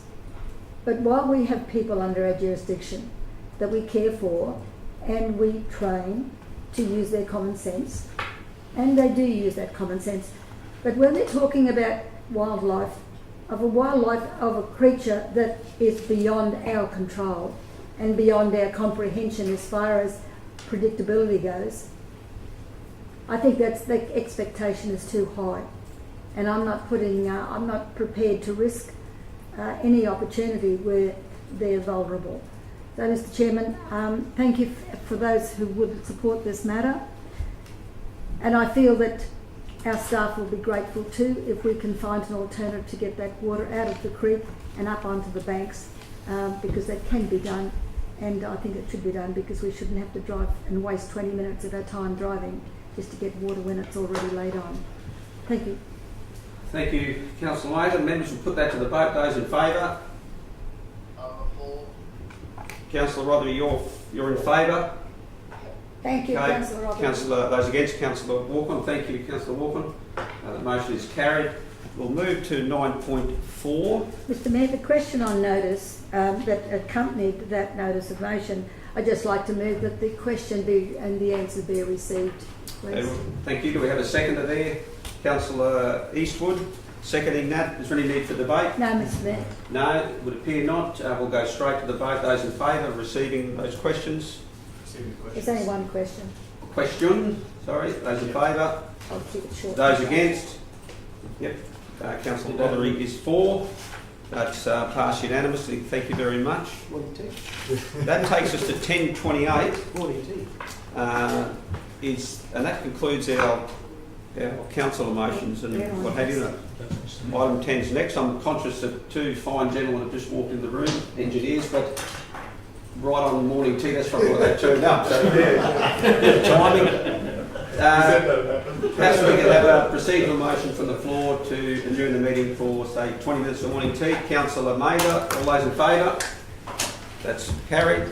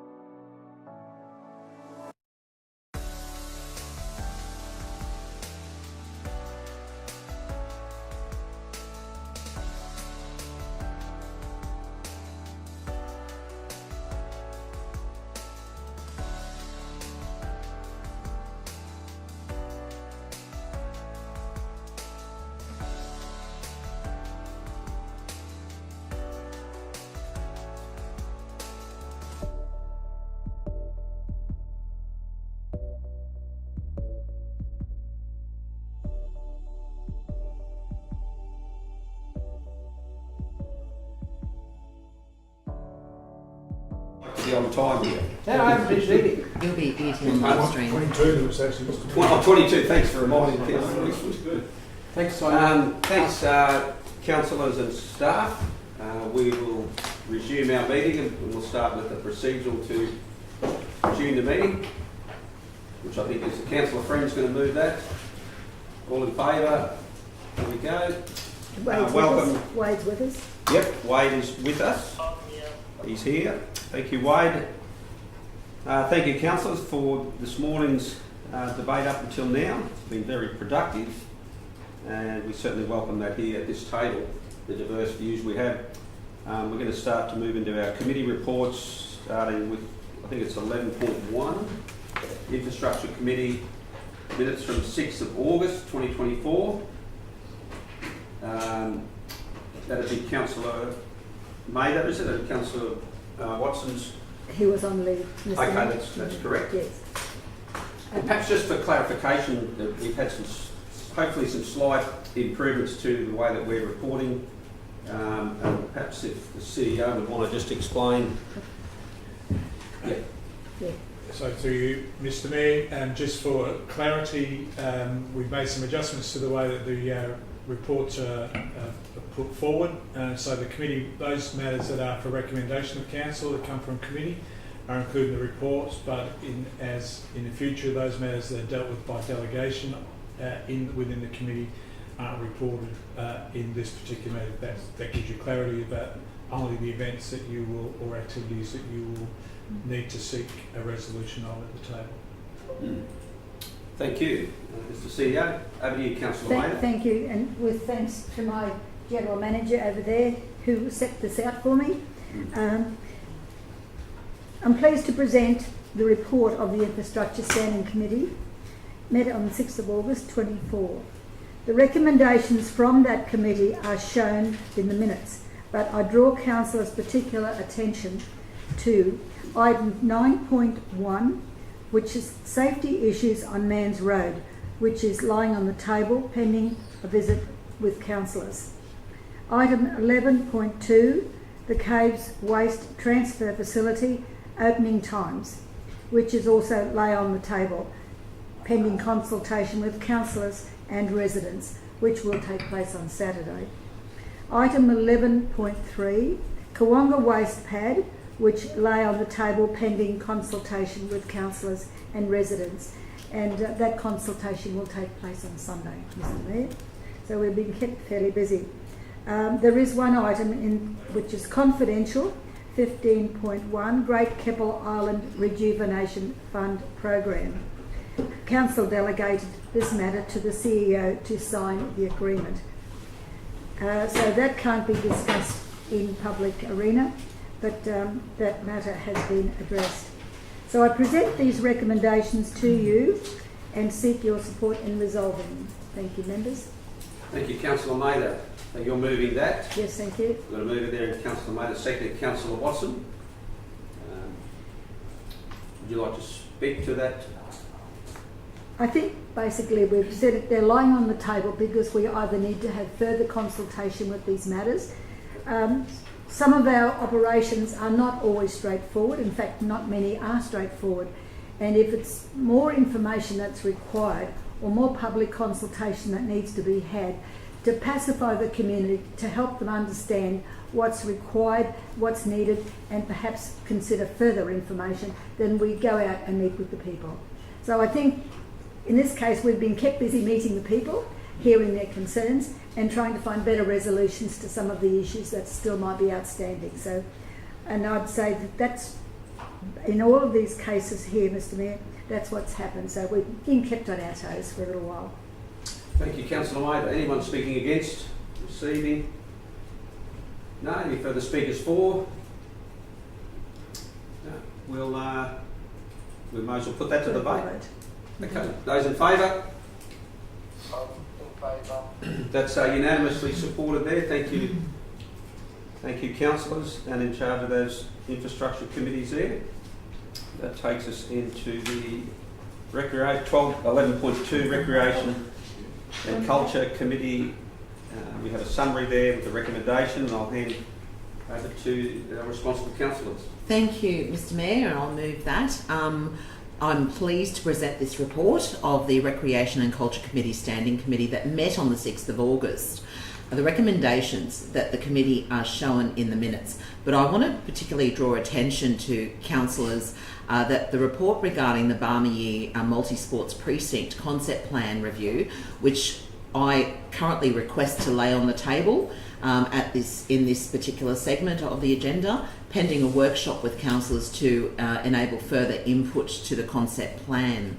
But I will also present the remainder of the recommendations to you, unchanged as they are in the original agenda, and seek your support in resolving these matters. So there was a policy review regarding media policy, a policy review, arts and cultural policy, communities portfolio management report, domestic and family violence prevention council membership, and Yeppoon Women's Refuge Foundation Limited request for support, Australia Day Awards, and the Australian Local Government Women's Association Queensland Branch State Conference 26th to 27th of August for attendance. So I submit this report for councillors today, with the exception of laying that particular agenda item, Barmy Multi-Sports Precinct Concept Plan, on the table. Thank you very much. And we have a mover there in Councillor... Did you move that? yes, sorry, a seconder there in Councillor Walk-on. So all bar for the Barmy Multi-Sports Concept Plan Review, that will be removed from that and dealt with through a workshop. Is the proposal there, Councillor Friend? Yes, Yep. definitely. Yep. Okay, councillors, we're clear on that. Is there any need for debate, either for or against? Mr. Mayor, with the laying on the table the Barmy Multi-Sports Precinct Concept Plan to allow for this workshop, should that be... it is noted. Is that a separate resolution? It's a separate resolution, Thank Mr. Mayor. You should deal with that as a matter to lay on the table first and then deal with the rest. Okay, we'll vote on the procedural motion to lay it on the table. That's been moved by Councillor Friend. All those in favour? And Wade? Yep, he's in favour of that. Thank you very much. That's unanimous. And that'll take us back to the original resolution there, which Councillor Friends moved. Councillor Walcott has seconded. Any further debate on that particular one, councillors? We'll go to the vote on that. Those in favour? That's unanimous. Thank you, councillors. Thank you, Councillor Friend. And Councillor Walcott for your work in that space there.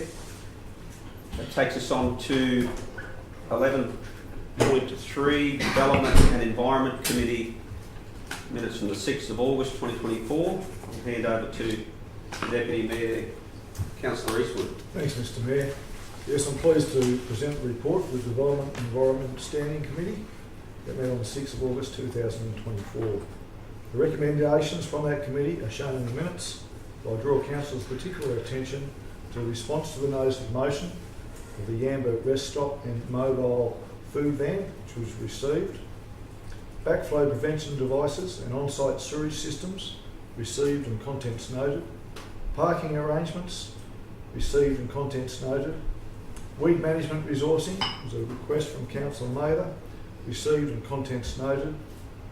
Request of communities management portfolio to be received, and a request for renewal of trustee lease to Indara Corporation Proprietary Limited over part of Lot 50 CP 866044 Great Keppel Island. I present these recommendations to you and seek your support in resolving the matters.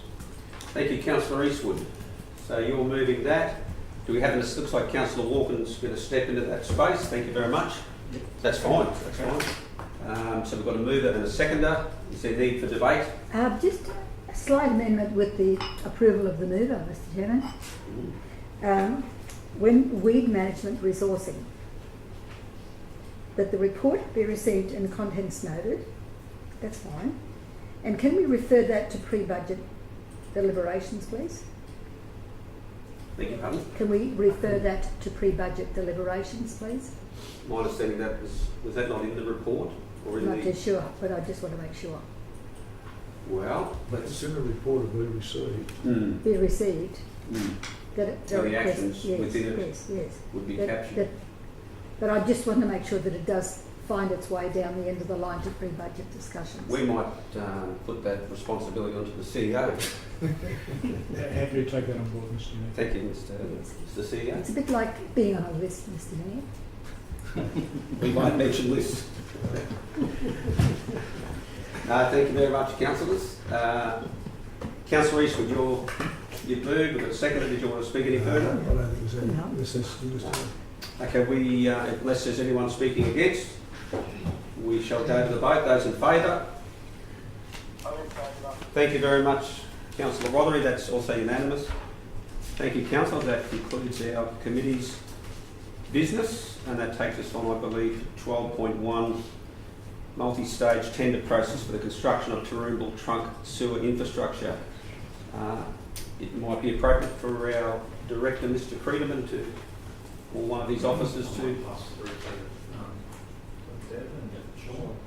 Mr. Mayor, can we get a map up there so that the officer I'm sure we can... actually point to where these parts branch off to various...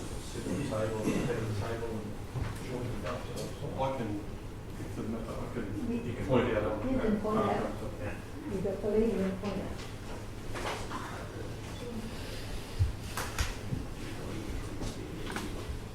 There's no attached to the report, but I can get a mapping up if you want to point to that. Because these are words to us as well.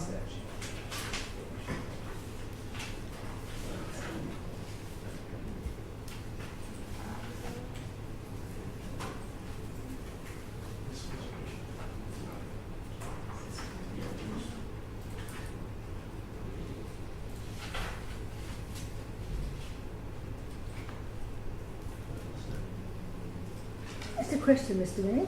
Yes. Under the officer recommendation, it says exercises its delegation, but it doesn't say to whom.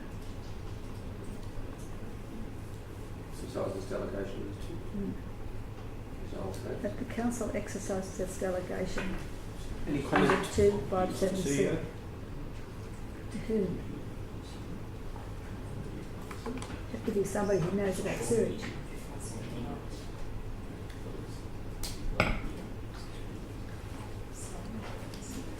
My understanding is that council can only resolve to go out, can only go out to expression of interest if it resolves to do so. So that section 257C is that basic statement saying that it's probably not a delegation. Council resolves under section 257C2, and then we've got the rest of it down there. So the word delegation probably is not required. Yeah, okay. Thanks, Michael, and thank you, Councillor Maida. So what do we need to change, Michael? So the council resolves under section whatever, Okay. 257C. Yep. So Okay. instead of exercises delegation, say that council resolves under. Yep, okay, thank you. Okay, with those few changes there, we might hand over to Sean and Avin. Sorry. Right. Can you just say that again, please? Dev, right, thank you. I'm a little bit deaf, Dev, so just please, It's from 30 years in the building industry, yeah, that'd be... He keeps saying that. I don't know that. Yeah, good morning, councillors. Thank you. I'll give a little bit of a background. This is the Tamby South Trunk Sewer, or otherwise known as the Taroomble South Trunk Sewer. So that's the Taroomble area there. We have Tamby Road coming out of town. That's Keppel Bay Estate. Keppel Bay Estate, Tarangabai Road. We've got a fair bit of development happening down here, Sea Haven. That's where we have all the traffic problems down that way. Yeah, so this is going to continue to develop to the south. So the trunk sewer will set us up for that future development for at least 50 years. So it's quite a big project, and it really does future-proof all that southern area for development. At the moment, we have a pump station here on Carriage Boulevard, a sewer pump station that pumps around up to here to Tarangabai Road, and then that sewage goes into Wattle Grove at Cooey Bay, and then around. One of the features of the trunk sewer is to get that sewage into the new trunk sewer that will go directly to Shore Avenue. The trunk sewage project consists of a new sewage pump station there, sort of just south of Gumnut Glen, and a gravity main running pretty much up the edge of the creek to here, and then this pump station will discharge into that gravity main, and that'll take that load off that Cooey Bay network. And then also this gravity main here, by the time it gets to Tarangabar Road, it's between 1.5 metres and 2 metres deep, but we're in the bottom of the catchment, so we will be able to just continue to extend that gravity main to the south and pick up most of this area without any additional pump stations, which when you do everything by gravity, it's much cheaper. You're not paying power to pump stuff. Sean, is that all Sea Haven there where the red dot is on your right? There. Is that all Sea Haven? Sea Haven are looking at a retirement type relocatable home park in this area here. There's also an approval for a relocatable home park here, but that land is for sale at the moment. We've had a lot. It's been a very long process. This design. It's probably been harder to design it than to build it. One of the issues that we've come across is the environmental issues associated with being close to the creek. It was fortunate because during the DA process for this relocatable home park, we had the opportunity to move the boundary a little bit, because there was an existing easement for this trunk sewer that was established probably 10 or 15 years ago, but it did wander into the creek, which was a bit of a problem. So we were able to realign the boundary and get the easement fixed up and get it a lot wider for construction. And the owner there was very helpful, so they were quite cooperative. But they did know that by getting all this sorted, they could just drop their sewage straight into the new gravity main, and they didn't have to build like pump stations for their site. This has been a bit of a priority for a while because it has held up some developments a little bit. This development here, what's it called? Nautica Breeze. They're at their limit now. The number of blocks that they've been able to develop, they're at their limit on the existing sewerage system. So this will allow them to do more development there. It'll give that capacity. The project. So there's a pump station there, gravity main. Then after the pump station, there's a new rising main back to the Shore Avenue pump station, which will come in opposite Bunnings. Does that end up in Charles Street? Charles Street. Yeah, where the big pump station is there. No. At the moment, this area here, there's a pump station opposite Gumnut Glen, outside Gumnut Glen. Yep. That pumps to, there's a rising main going to Hayman's Electrical, and then that goes into Charles Street. So this sewage will come into this system and go directly to Shore Avenue. And so that'll have another benefit there. There'll be some extra capacity in the Charles Street system as well, because all this area here won't be going to Charles Street, it'll just be going direct to Shore Avenue. So it's quite a big project. There's been a lot of planning as part of it. We had a design consultant, McMurtry, civil engineers, do the work, a couple of environmental consultant and town planning consultant. So we've gone through all the approval processes, and we're at the end now where we've got the design almost 100%, and we're ready to go to tender. The idea is that we go to tender during this last period of this year, and we get a contractor on board to start construction early next year, and hopefully it'll take about a year or so to build. So that'll line up with the development pressures that we've got at the moment. So that's our, Sean, who pays for all of this? this is trunk infrastructure, so we pay for it We've out got of infrastructure in the bank, have we? developer contributions. Have we got enough? I don't know, Andrew might be able to answer that question. But we have applied for a grant, a funding grant as well, and we won't know the result for that funding grant till when, the end of September. Yeah.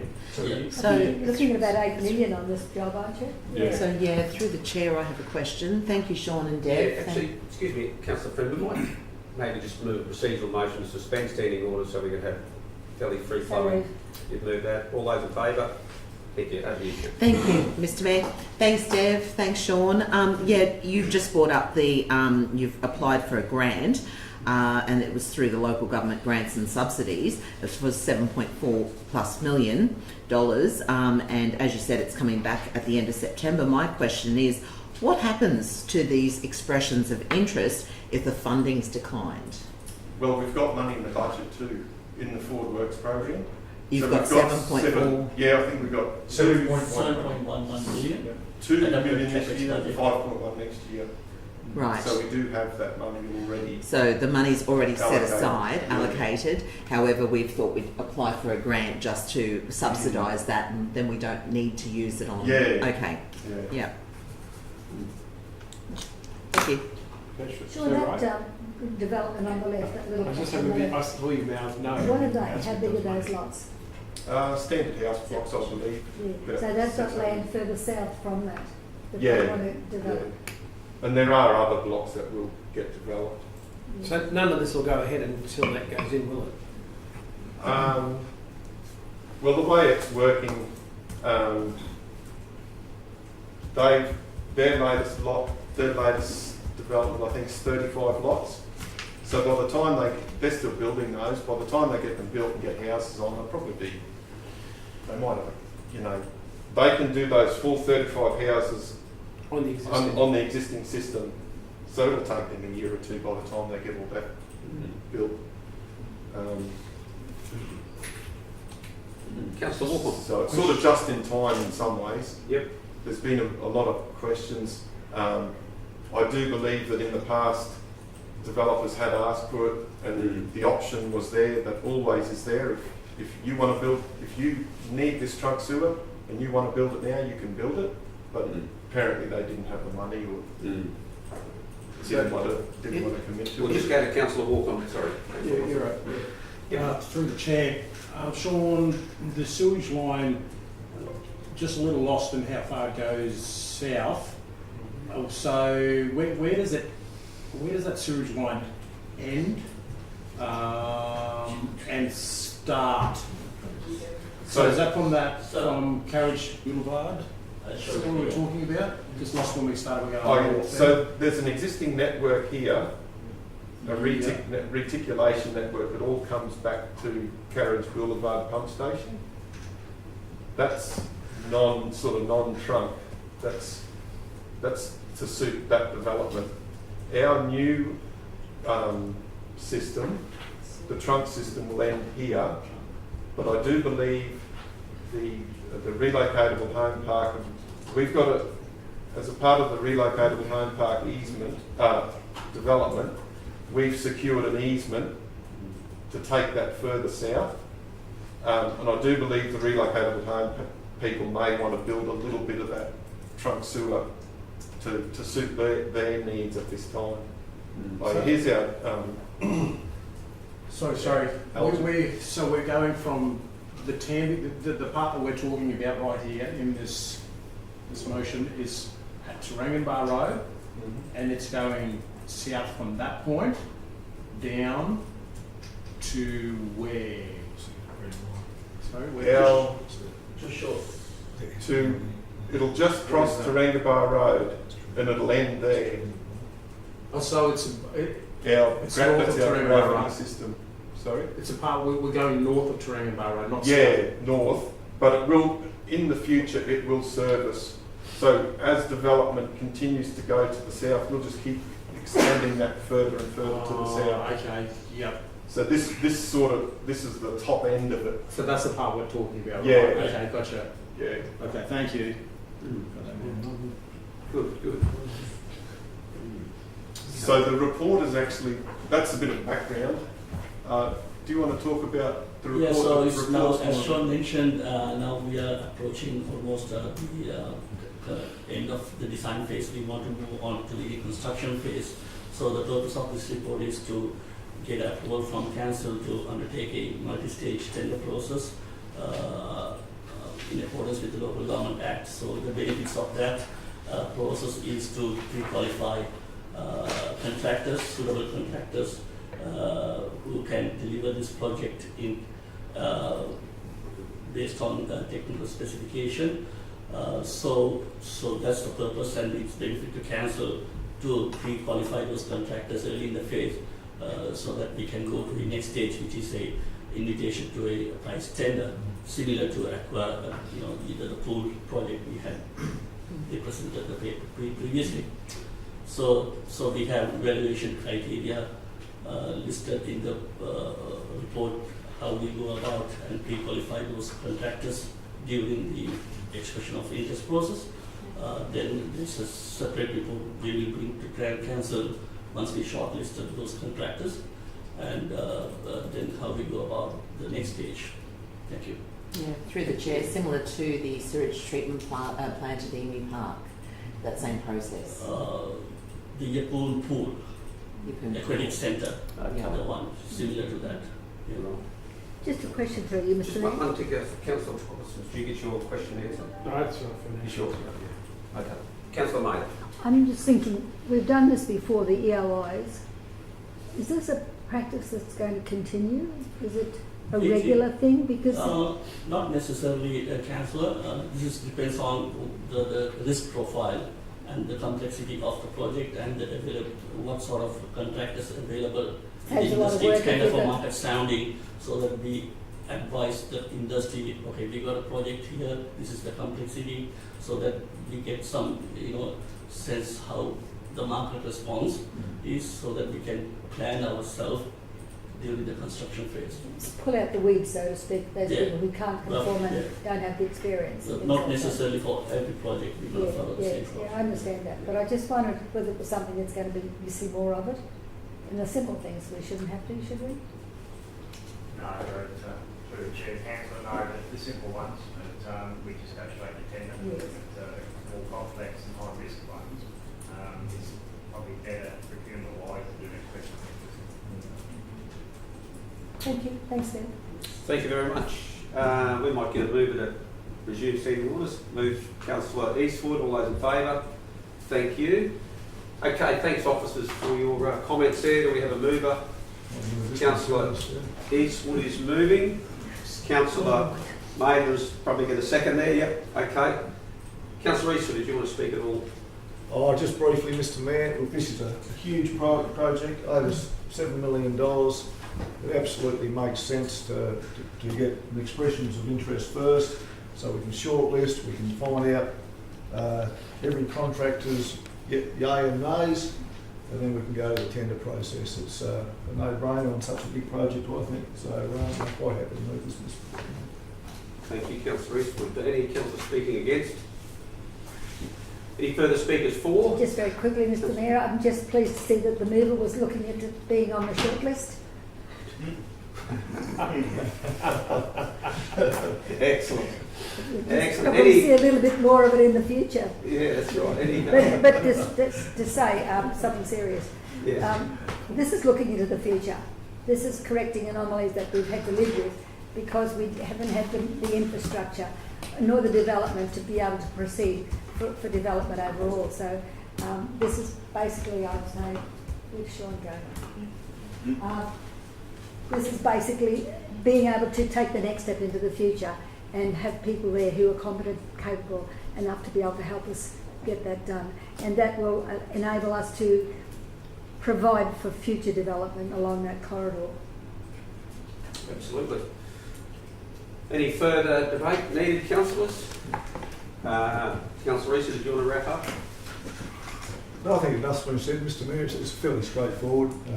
It's they're just important that we go down this process. Thank you. Okay, councillors, we'll put that to the vote. Those in favour?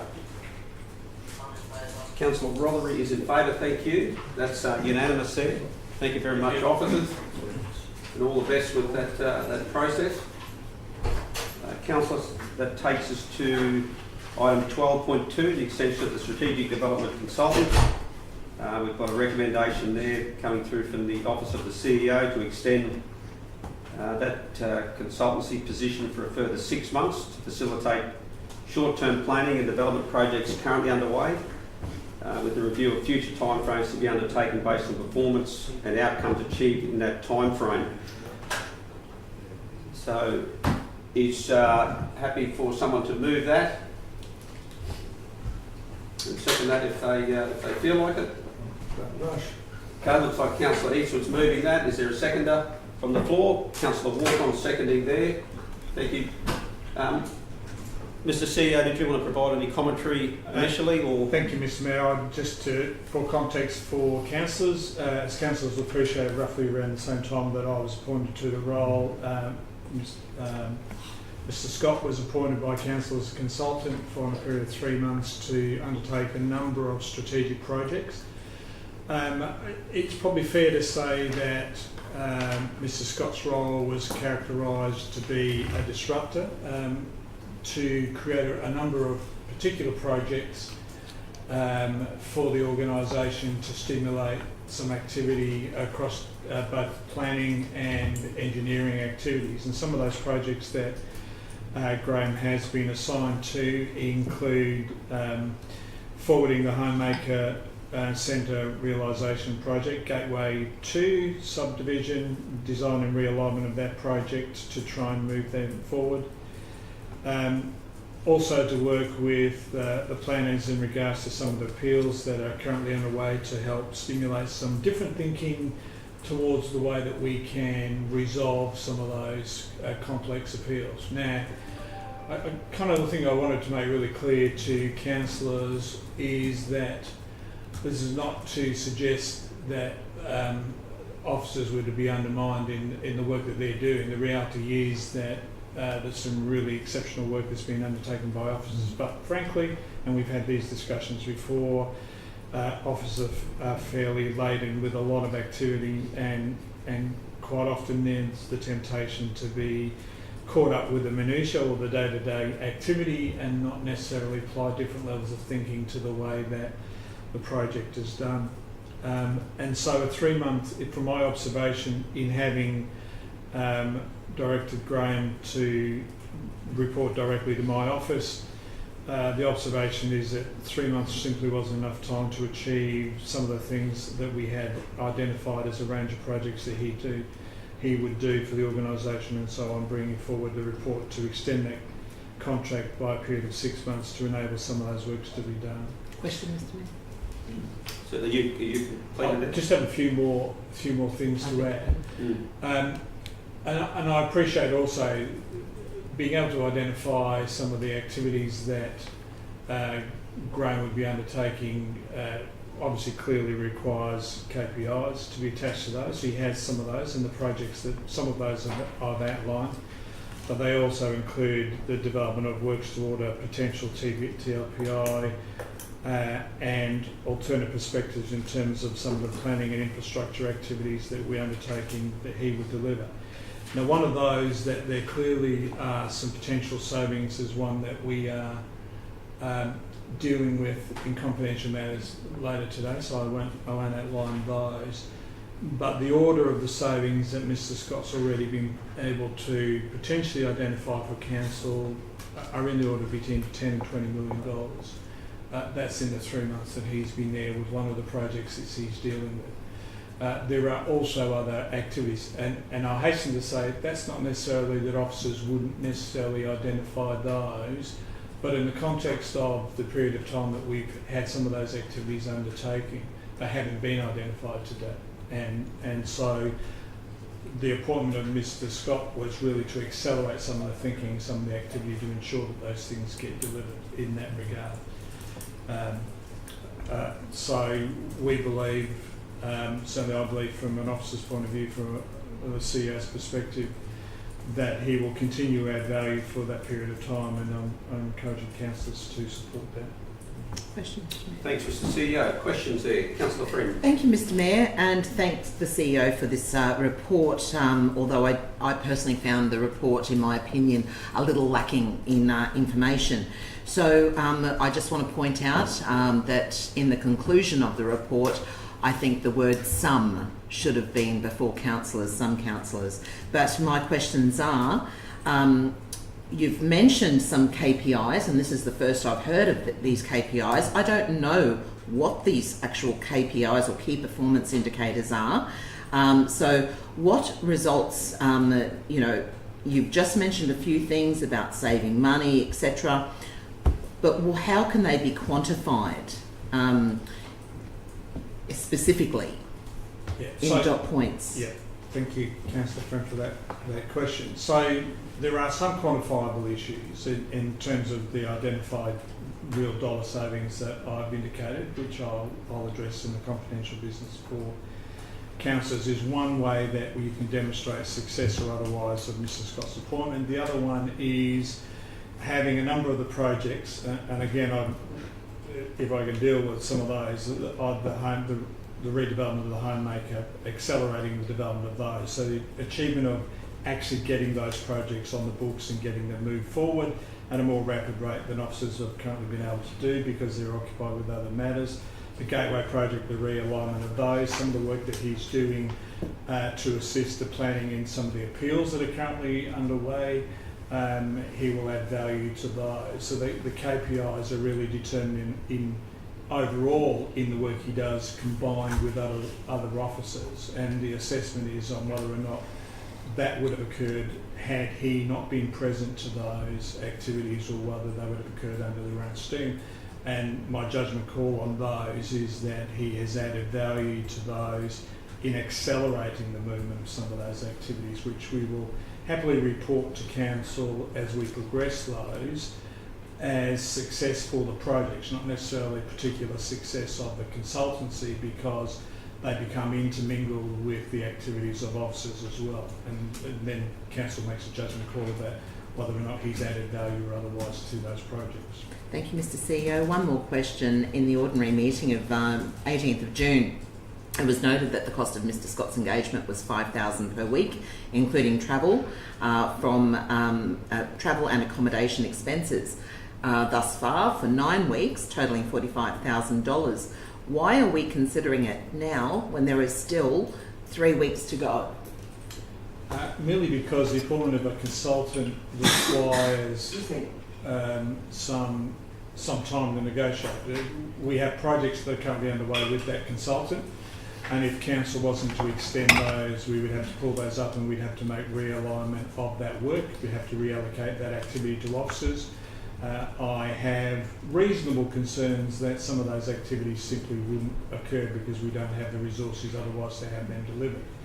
And I do note the point that with an objective sense of this, that the uniqueness that Graham Roberts brings to the table is one, he's certainly a very well qualified engineer with a significant amount of experience in his field. He's a local, he understands the area well, has as a private consultant worked in this region, and so understands both the infrastructure and the planning arrangements.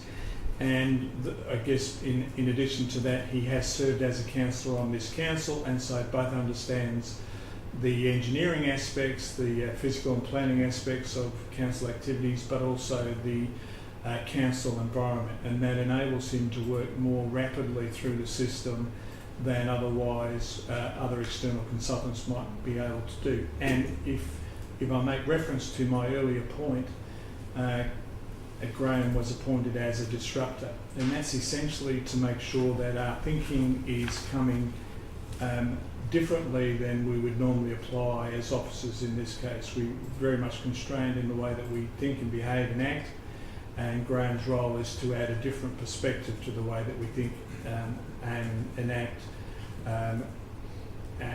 remembering that he carries no power in the system as a consultant, so he makes recommendations and then officers take them up. So we'll either choose to accept or refuse, and council will make the final call on those. Thank you. One last question, Mr. CEO, through you, Mr. Mayor. You mentioned just then again a number of times that Mr. Scott was consulted, was not employed, but came on board as a consultant, as a disruptor.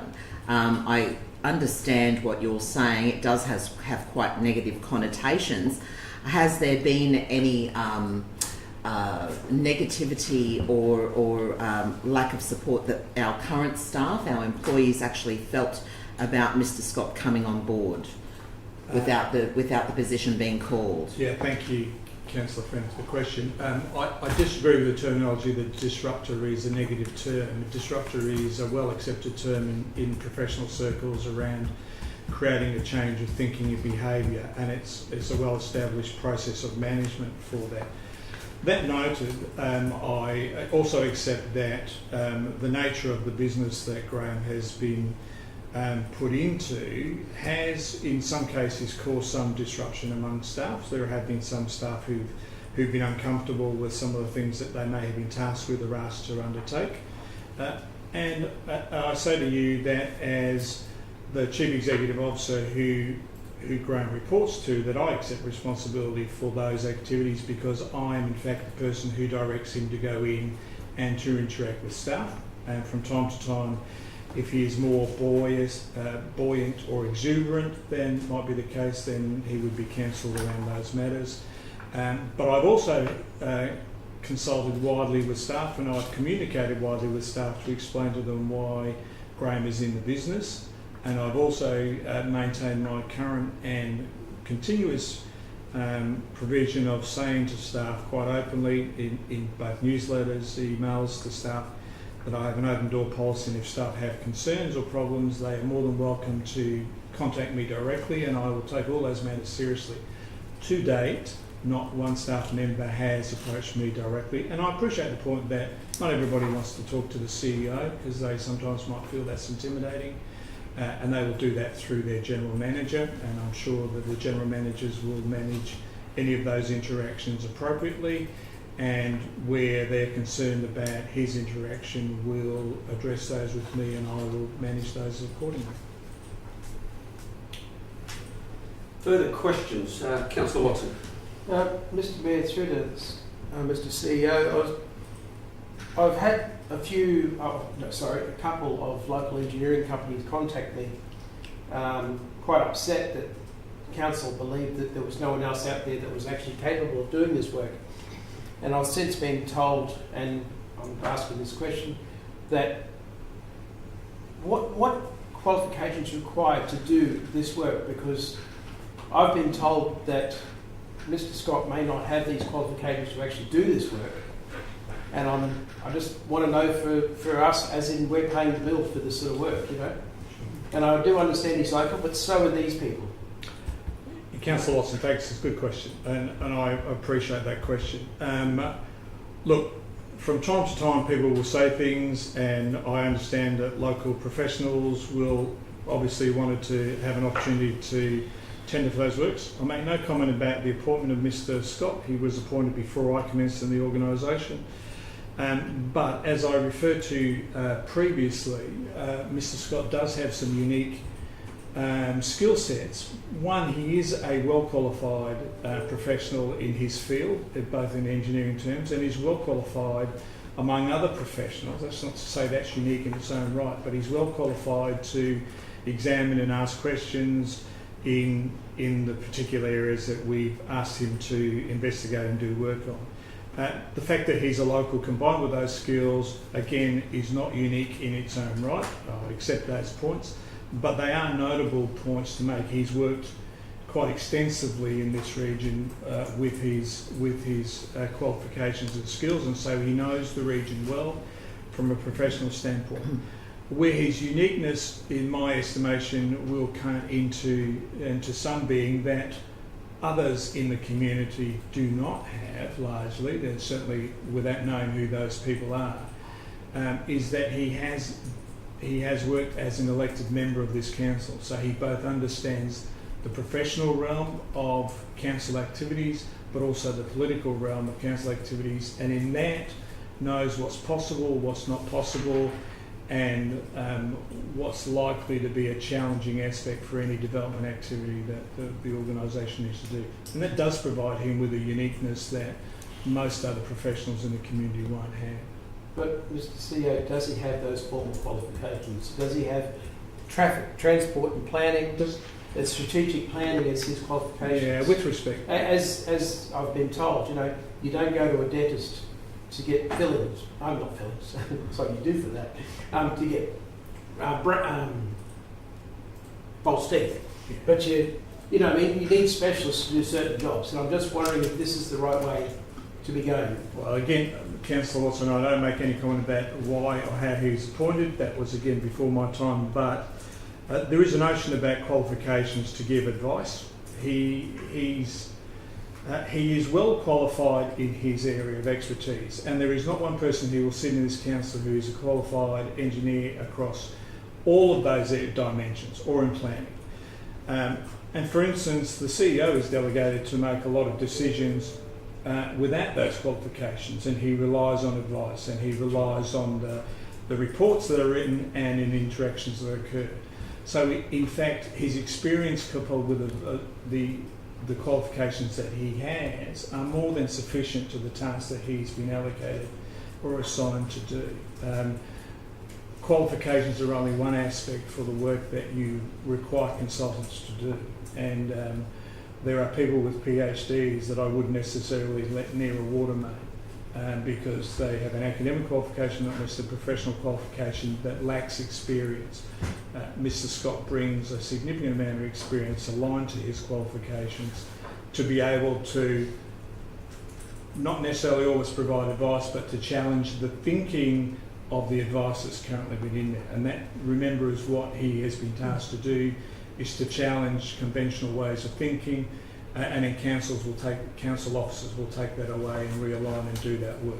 And he's certainly eminently qualified to do that, as in fact am I, even though I'm not a qualified engineer. Further Thank you. questions, Councillor Walker? Yeah, through you, Mr. Mayor, Mr. Chairperson, to the CEO. Just got a bunch of questions, just to be able to understand Mr. Scott's appointment. Just to make sure I said his name right, that was right, Scott. Just in his 3 months appointment, did we have a milestone set for him? And if we have they been achieved? If not, which ones have missed out? Yeah, we've had a number of projects that we had assigned for Graham, and initially Sonia, the General Manager of Communities, was tasked with working closely with Graham or allocating some of those activities to Graham. And then some of those that I mentioned before was to start some design realignment of things such as the Gateway 2 project, which is subdivision. He was involved in the Limestone Creek appeal activities and some of the realignment of thinking of that, and he was tasked with activity in that regard, and he's achieved his expectations in that regard. And again, I'll talk about some of that in confidential matters. He was tasked with realigning some of the thinking around the Homemaker site. The Homemaker site, you will appreciate, is the site where Bunnings is and the council depot is. How do we realign that, and how do we realign the relocation of the depot and future site? He's been doing some work in that regard, and those matters are well advanced in the thinking.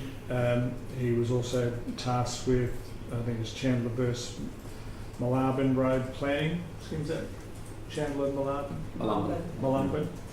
And some of that work is already fairly well advanced. And finally, among other things, he was challenged to look at some aspects of some of the blockages that are currently residing within our town planning scheme, which officers are to do a major revamp or revisit with. Our town planning scheme is in need of a significant rework or a new planning scheme to be developed. It's a very significant piece of work, but we know that there are some blockages in terms of development activity happening across our area. That's not to say we haven't got approvals. We've got a very significant number of approvals for development in the scheme across the region, but even for a simple CEO like me, it's evident that we haven't got enough activity happening in a region where housing crisis is as significant as is anywhere else in this region.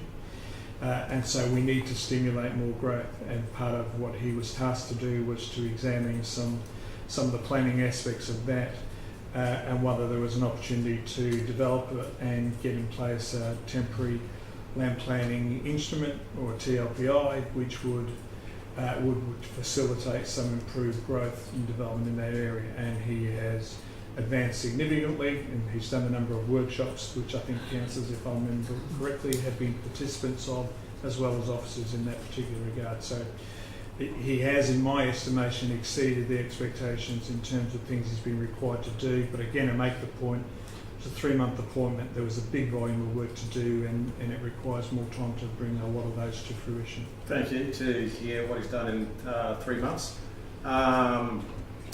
So, Councillor Friend brought up the 9-week costing so far of $45,000. If it's extended to 6 months, how much is the wage? 120.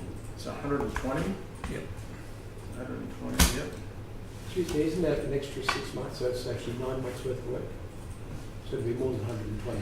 No, for the next 6 months it's 120 plus an extra 135, including the next 3 weeks. Yep. Thank you. With the appointment of the GM, how will we envision Mr. Scott's role with that within, and when do we envision the GM to be appointed? Yeah, a good question, Councillor Walker. There are in fact 2 aspects to that. Because Mr. Scott currently reports to the CEO's role. Say that again, sorry. Mr. Scott currently reports to my role, to Yep. the CEO's role. So there are two appointments currently underway. One is for the appointment of the CEO, obviously, as Council's aware, and one is to the recruitment of the GM community. Both of those roles, I remain optimistically hopeful that we would have an outcome by the end of September, hopefully early October. Yep. And depending on how those roles are appointed, then would be in place sometime in October, possibly November, depending on how things work out in that regard. Those body of work will come, and making no assumptions about who would be appointed into those particular roles. I would expect a CEO will need time to become familiar with the organisation, to consult widely, but you don't want to put the organisation into suspension while those activities are occurring. So you need business to keep moving forward at pace. The reason why I've suggested 6 months is to allow a lot of that work to continue, so by the time the CEO and the GM communities are fully appraised of the requirements for the outcomes. And I'd expect one of the significant exercises that a new GM community will undertake is the initiation of the development of a new land plan for the organisation, for the region. That gives them time to settle into the role and have enough information that's provided by people like Mr. Scott, but also officers in the organisation, people who are pretty important to the organisation like Greg Abbott, to have got all that work together to enable those roles to move forward more quickly. Thank you. My last question is, what do we expect to achieve in with the employment of Mr. Scott's further 6 months? Yep.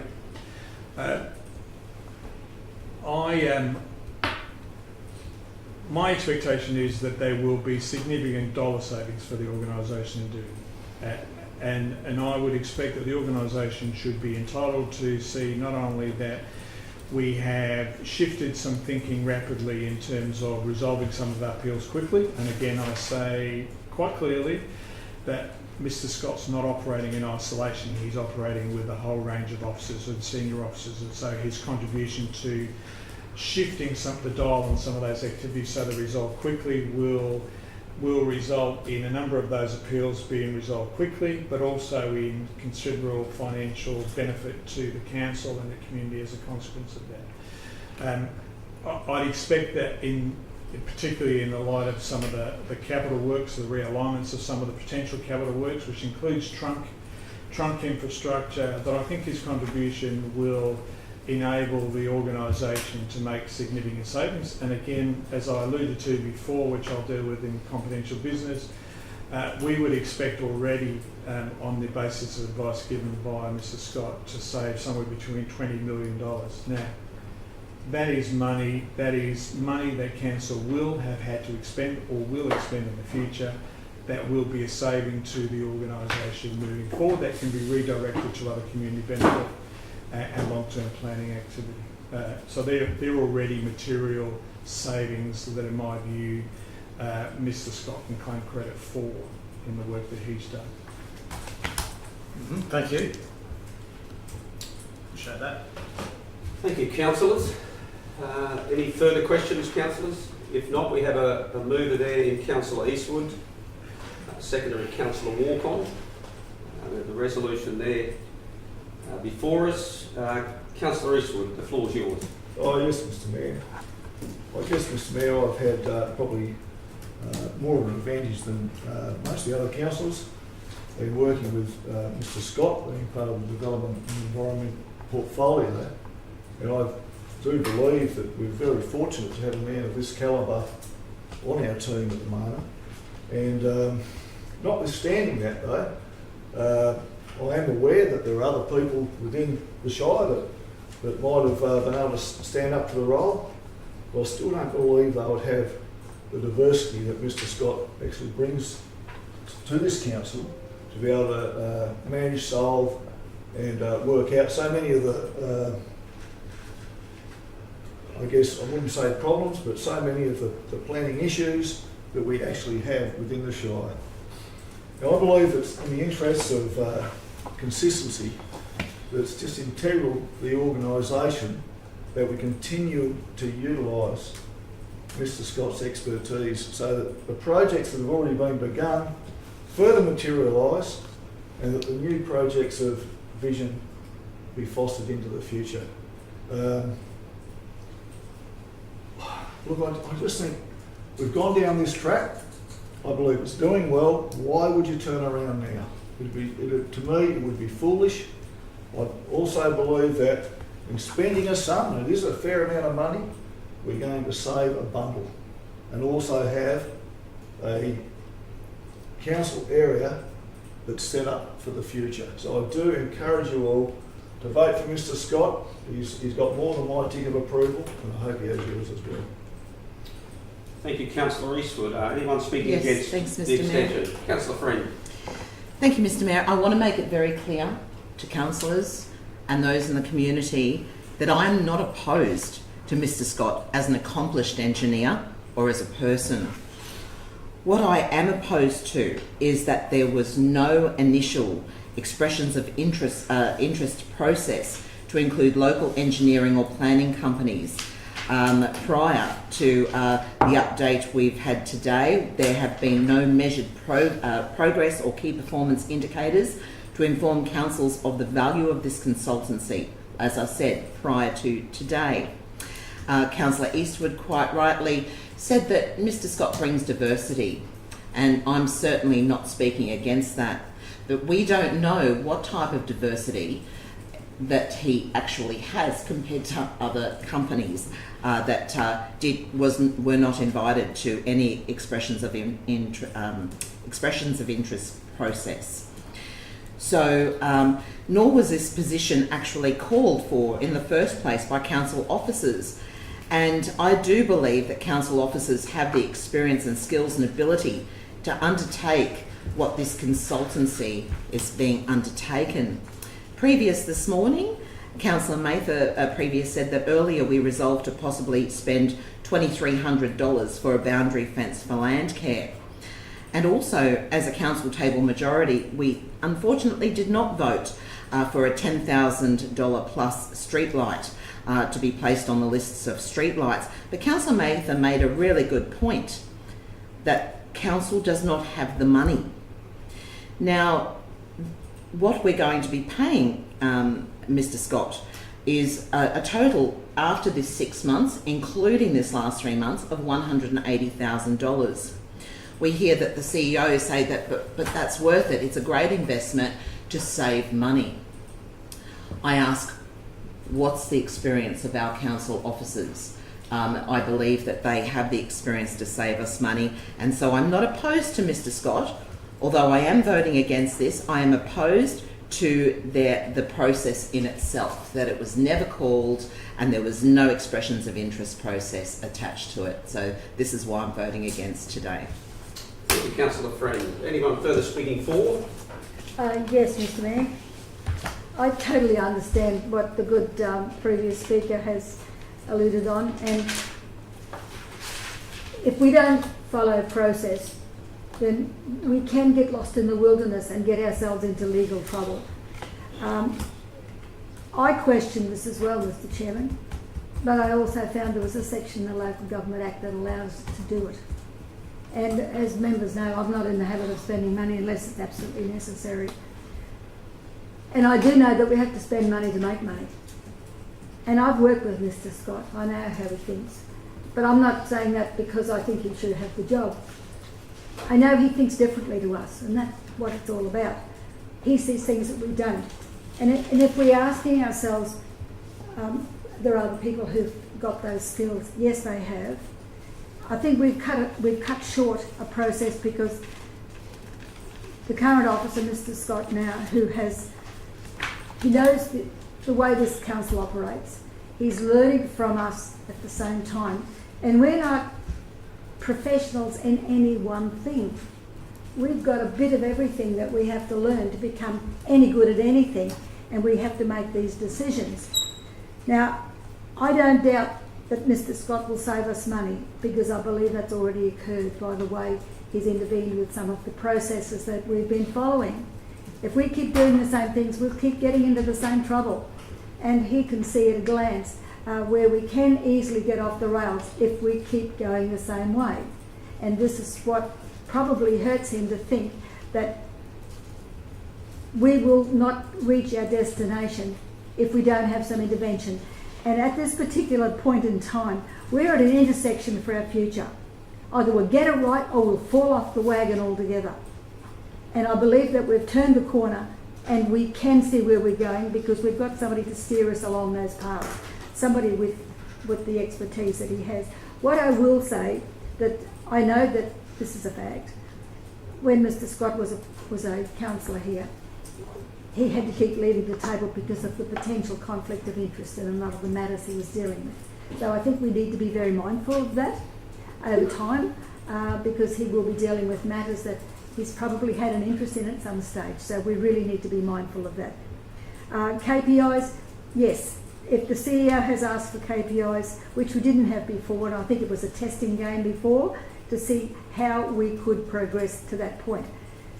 But I can understand, and I think we all do, that if we've got a job to do, we just go and cut it off. It's like at the end of the term, we've probably got 100 outstanding jobs that we can't complete, and we hope to get back to be able to finish it off. And this is no different, except that they're bigger jobs, they're more expensive jobs, and the risks are far greater.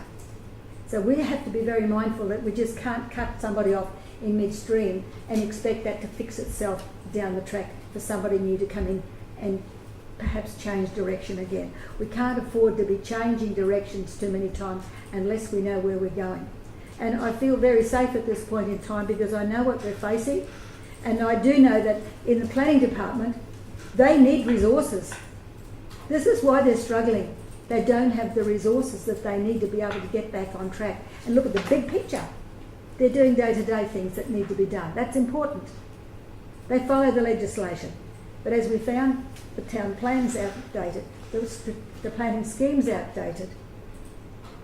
So at some stage we've got to pull all this together. And we don't have those capabilities. We don't have the staff who can do that collectively. But we do need somebody who knows how to do it. And that's why I'm going with Graham Scott. Thank you, Councillor Wade. Anyone further speaking against the motion? Councillor Watson. Through the chair. I have to say through the chair. Look, I look at this as originally it was a 3-month thing, and as we know, nothing happens in 3 months in local government. I found that out very early on in my first term. But now we're looking at 6 months. How much longer does this go for? I mean, how many jobs do we keep handing out before we, I mean, our staff were handling all this before this, and I wonder how long's the piece of string going to be with Mr. Scott? I don't personally have a problem with Mr. Scott. I quite like the man. But originally council bypassed procurement policy to engage Mr. Scott on the basis that he was the only reasonable available supplier. This was untrue. I'm told by... Point of order. No, that's what was said in the minutes. Councillor Watson, to make a statement that is untrue, that is an objective statement that you were claiming that we'd made a statement previously that was untrue. You said in the thing that there was no one else suitable for this job. We applied a process that was legitimate. It has been upheld. There's been no complaints to the CCC that we've acted unethically. To say that something is untrue, that can be an opinion you've got, but it is not a statement of fact. Well, I'm only going by the words that were said in the last meeting when we did it, when you said there was no one else able to do it. So that's not true. There are many other people in the state and the country that could be doing this job. The justification for doing it was relied upon that we felt that that position was to be filled by someone of this calibre, and there was no one else out there exactly in that capability. How do you know that? Well, that's a decision that the table made. Yeah, I understand that's so the decision. So to say that it's untrue, you can challenge the logic of it. Well, the logic of it is there are other people out there. And you've got that right to vote in that way. Yep. But to say that it is untrue is making a factual statement about something that is subjective to the individuals. Alright, well, I'll go with what you're saying, but at the same time, there are other ample professionals in this area who can deal with this sort of work. And the thing is, Mr. Scott used to live here, but he now lives in southeast Queensland, which means it opens up to the whole state of people who are available to do that work. We could have had a local who was in Rocky or the coast or somewhere who could have been doing this work. And I do understand that possibly our planners are struggling with the workload that they do have, and I understand that, but the way we went about it, I don't feel was the most transparent way in doing something in the first place, and that's why I'm not going to be voting for this today. All right, and I'm just going to leave it at that for this stage. Thank you. No, thank you, Councillor Watson. Any further speakers for? I'd like to speak for, if that's okay. Yep. Do your best, Councillor Walker. Rothery. Hear me properly, and sorry about my voice. I just want to, the reason why I'm voting for is that I already see how hands-on Mr. Scott is around the area and his expertise and his knowledge.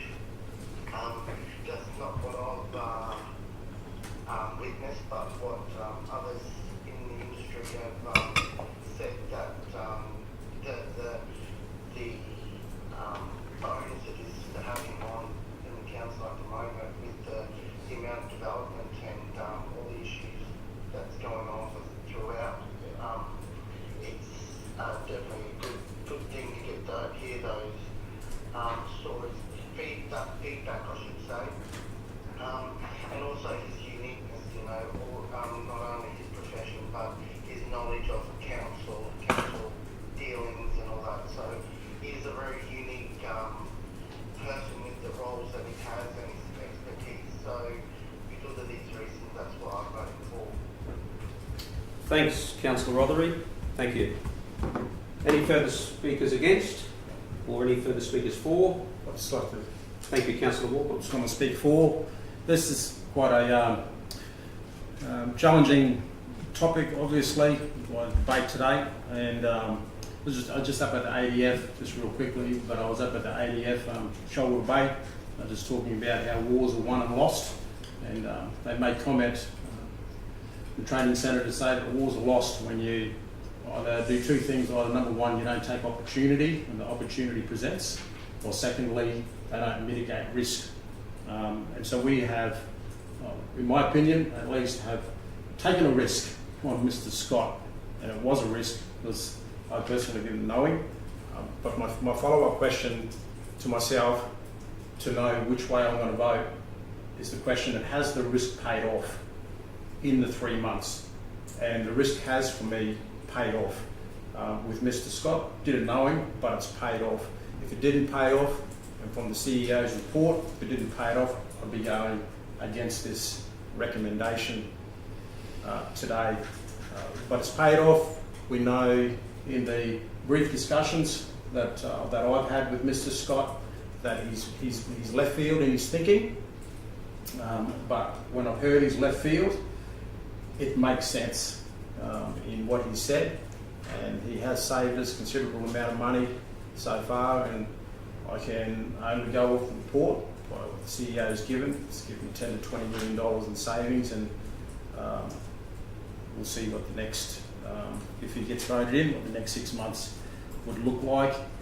But I do know that we're in an unprecedented time in our Shire with rapid growth, and so we just need to do what we can to stimulate jobs in our community, in the building sector, attract our investments and stimulate economic growth. So that's the reason why I'm going for it. Thanks. Thank you, Councillor Walk-on. I'd like to speak in support of this extension to 6 months. But firstly, before I do, I want to acknowledge the positive contribution that councillors have made to challenge this decision and ensure that we are truly considering all of the factors that are important to our community in terms of how we go through our process and the decisions we make.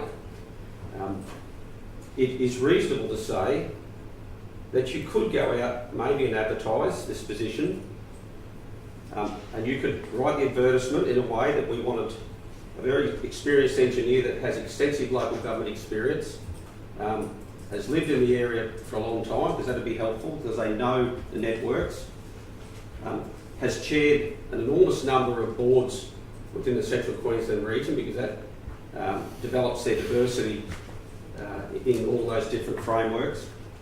Has also been a deputy mayor of this council when it was de-amalgamated, and was extremely important to that council when it was established here in getting its foundations laid, and working with the mayor at the time, Mr. Bill Ludwig, was absolutely critical to the success of that council, facing very challenging times to start out as a new council with significant debt, significant challenge before then.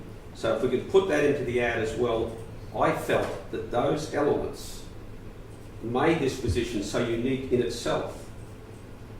You can engage consultants every day of the week, and we do. We do constantly do that, and we go through those standardised channels. Council is very standardised in how it does. It's very bureaucratic for good reasons.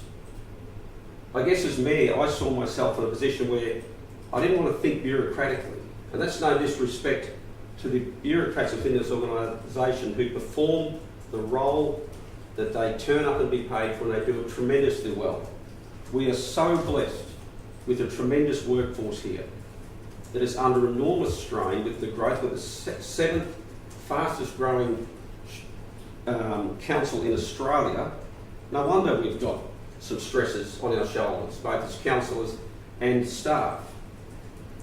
So for me, the process to appoint him rather outside of the square was something that I wanted to put to this table and say, hey, would you consider this? Because I think we need to think outside the square at this point in time. Now, I understand for some, they don't want to go that far outside the square, and that's quite okay. I think, though, the situation drives the strategy. The situation we're currently in, and interestingly, the lay of the land out there is potentially very, very different than what we fully comprehend and understand. And what I mean by that is speaking to local contractors recently, one in particular, a concreter and in that type of field. And I said, how's work going? He said, well, actually not that good at the moment. Oh, really? What? He said, the next year doesn't look any better. Now, we hear stories that our tradies are just flat out, and we can't get new houses built because there's not enough tradies there. This bloke's telling me we're running out of work because we don't have the land to build the houses on. We've got huge demand, but you've got tradies there, contractors that employ you know, people within our community, they're running out of work because they don't have the land to build on. Time to think outside the square is what I believe. The Tarangabar School has seen a reduction in their enrolments there from about 820 down to 650. Why? Because the cost of living is challenging. Our average mums and dads that go to a state school, they can't afford the rent or the price of a new home here. They're going to Parkhurst or Gracemere. That's what I'm hearing out of the ground. For me, it's time to think outside the square. I'll take full responsibility if this experiment fails. That's my job, to try and lead this council with the best people we can, to empower the best staff that I believe is in any council in Queensland. It's not all about Graham Scott. He is one of many. But I hope that we can show support for this position, recognising the process was outside the square, but it's absolutely ethical to have done what we've done. That we continue this appointment to empower the staff that we've got, and yes, there will be some disruptive times. That comes with any, I guess, attempt to move forward. But is the investment going to pay off? I believe it will. And I'm prepared to put my reputation on it. I take ethical matters extremely serious, and I'm comfortable with the process, but I recognise that some will have a different opinion and believe that we could have gone through the regular process and maybe found 2 Graham Scotts. Who knows? I don't believe there was another one out there with that criteria, especially being an elected person, which as councillors now you know that only a council knows the feeling of what it's like to actually do this job. And so that is a very unique set of skill sets that I believe has already paid off significantly with the support of the staff that we've got here. Not the efforts of an individual, but the support of the staff that are here. That concludes my debate. Over to you, Councillor Eastwood, if you want to wrap up. You have the right.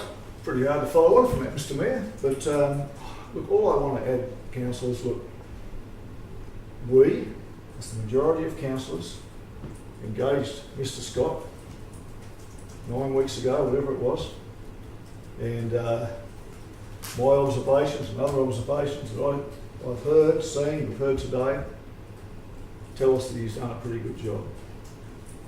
Councillors, it's too late to turn the clock back. Please don't throw out the baby with the bathwater. You know, this is just too important.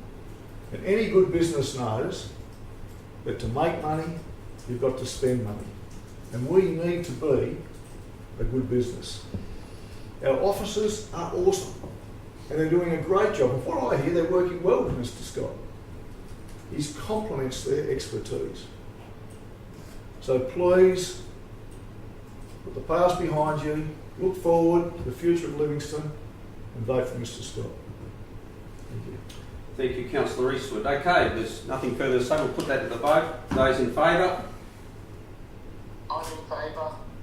Thank you, Councillor Rothery. Those against? Thank you, councillors. The motion is carried. We shall move on to item 12.3, the 128th Local Government Association of Queensland Annual Conference, 21st to the 23rd of October. We're looking at the attendance there. Just a question, Mr Chairman. Yes, Does Councillor. the observer get paid? Beg your pardon? Does the observer get paid if there's an observer? Does the observer get paid if there was an observer? So what's this? The observers don't. What she means is, do they get the conference for free? Is that what you mean? Yeah. Only the delegates do. I think they do. According to this, they do. No, I'm just wondering because Councillor Rothery, you're listening, I hope. You did tell me that you were going to be in Brisbane when the conference was on. Yeah. Yes, I was. Sorry, Council, my understanding is that you pay for attendance at the conference. You don't get it as a right. Because he's going to be paid anyway. Yes. So, does that satisfy your question, Councillor Wayne? Yes, because I'm thinking that if you're going to be complimentary paid free ticket to the conference, isn't that right?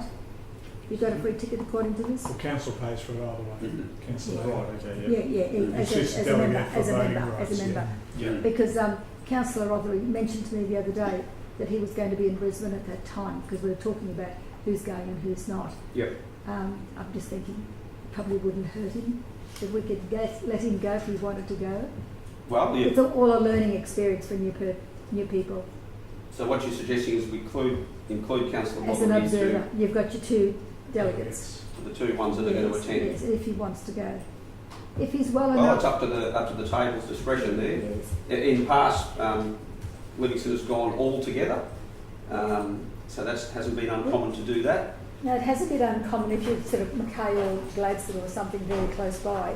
When you're looking at all airfares and so forth, it does put a burden on the budget. Hear that, Andrea? Yeah. Okay, so at this point there's two being nominated. With an observer, There's, if Councillor Rothery's in the okay, town at the I time. guess we could ask the table's consideration of that. And perhaps first we ask Councillor Rothery, would you be available to attend if indeed the council He supported wanted you attending that conference, to. Councillor Rothery?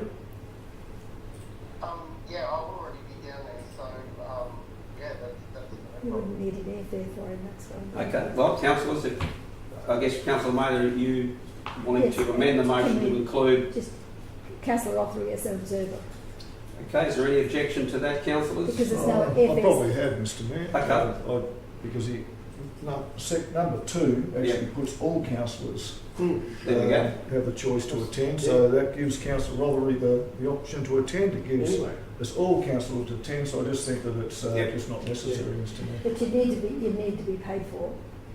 You've got accommodation, There's a good resolution. accommodation, transportation, membership, or we pay Yes. membership, but Yeah. Mr Mayor, may I ask a question? Yes, certainly, councillor. Thank you. To Councillor Mather. Sorry, I was indisposed for 2 minutes. Are you suggesting that Councillor Rothery, Councillor Walk-on and the Mayor attend and the rest of the councillors do not attend to Yes. save the ratepayers' money? Yes. So what you're actually saying is add Councillor Rothery as an observer and then take out number 2. what is number 2? All councillors have a choice to attend. Yes. Is that what you're Yes, suggesting? the thought was, where I come from, we look at budget everything we do, okay?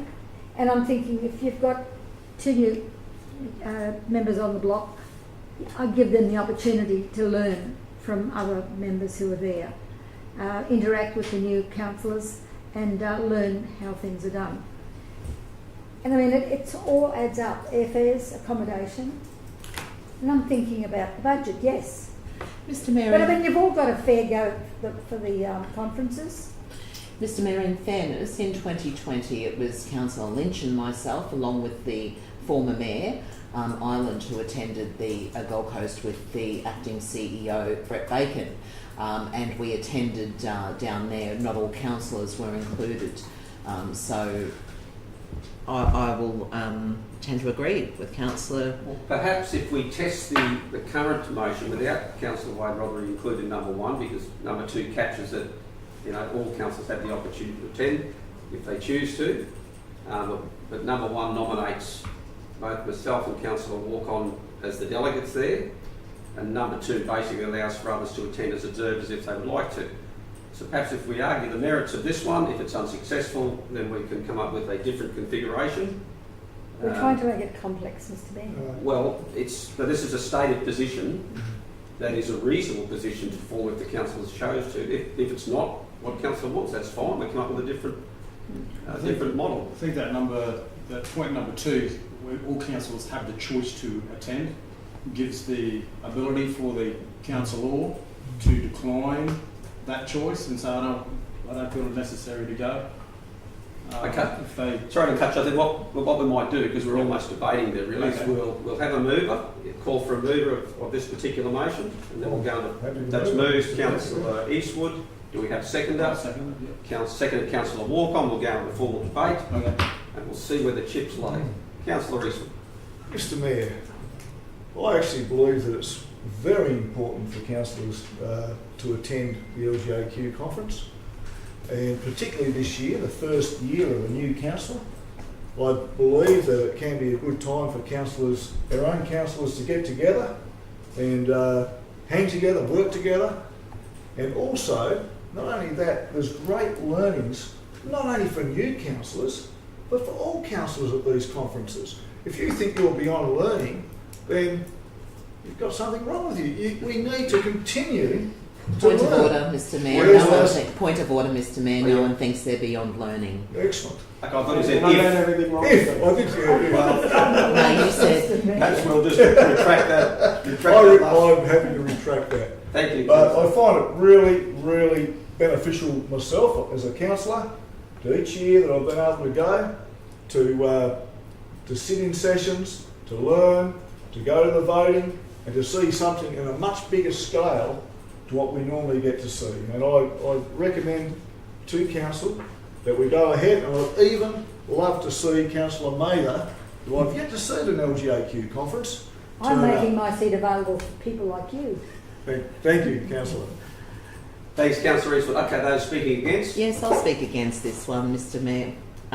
Only because I know for a fact, as I have attended other LGAQ conferences and have learnt a tremendous amount about other councils of the 77 councils, including Indigenous councils within Queensland, and have made many contacts throughout the state, and have actually spoken at an LGAQ conference personally.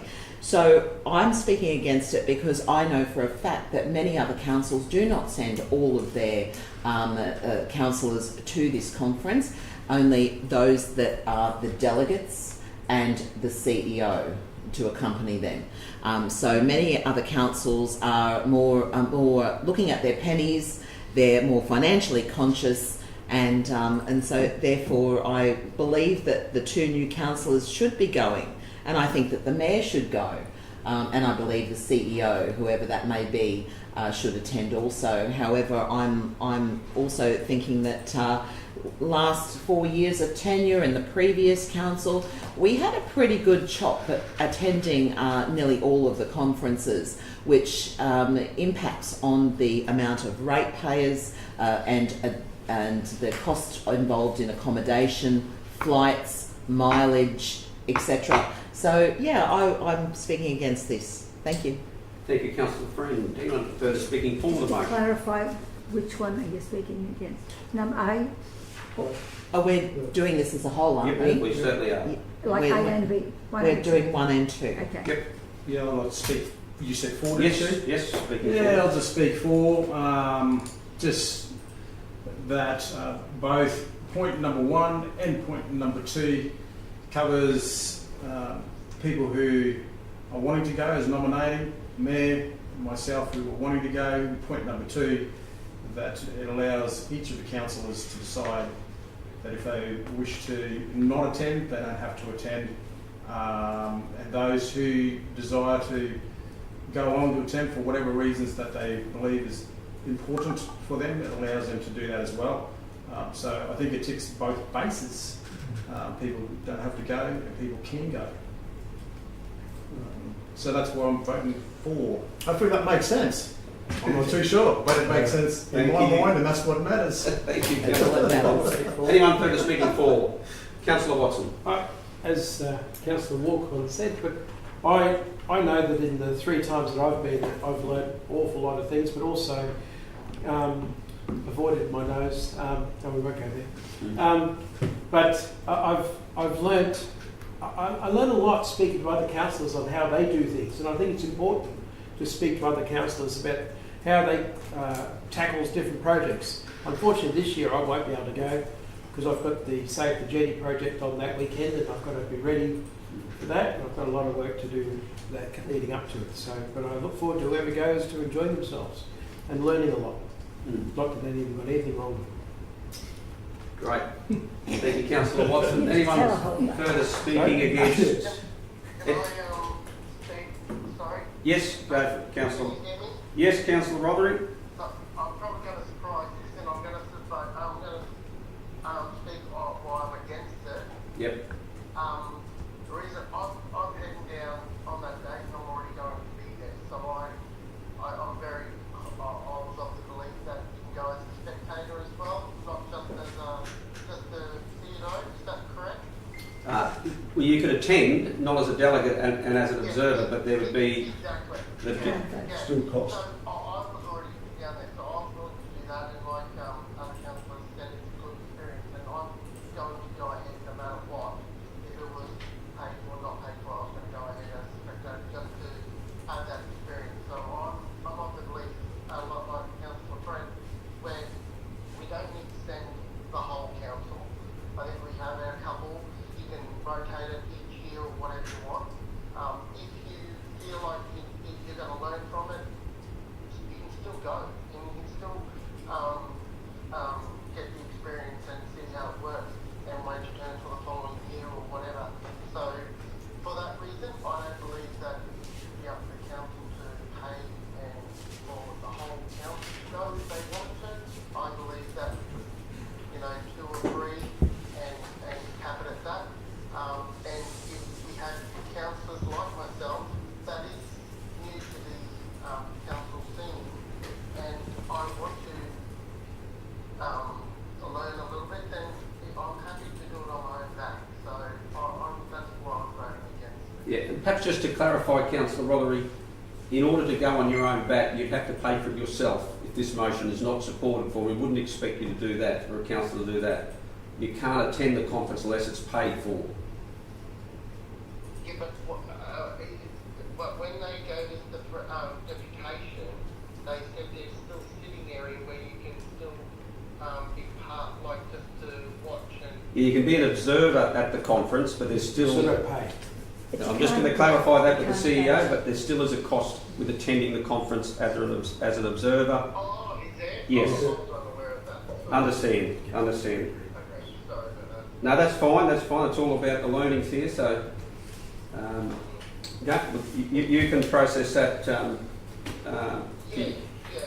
Well, I don't know if it's a separate motion or something, but can we go where, you know, if you want to go and you're not in the delegated 2 or 3, you still get your ticket paid for, but your accommodation and that is not, you find your own way. I'm not quite sure. Well, we could test that. We could test the merits of this motion and see where it lands, and if it's voted down, well, then we can explore a different blueprint.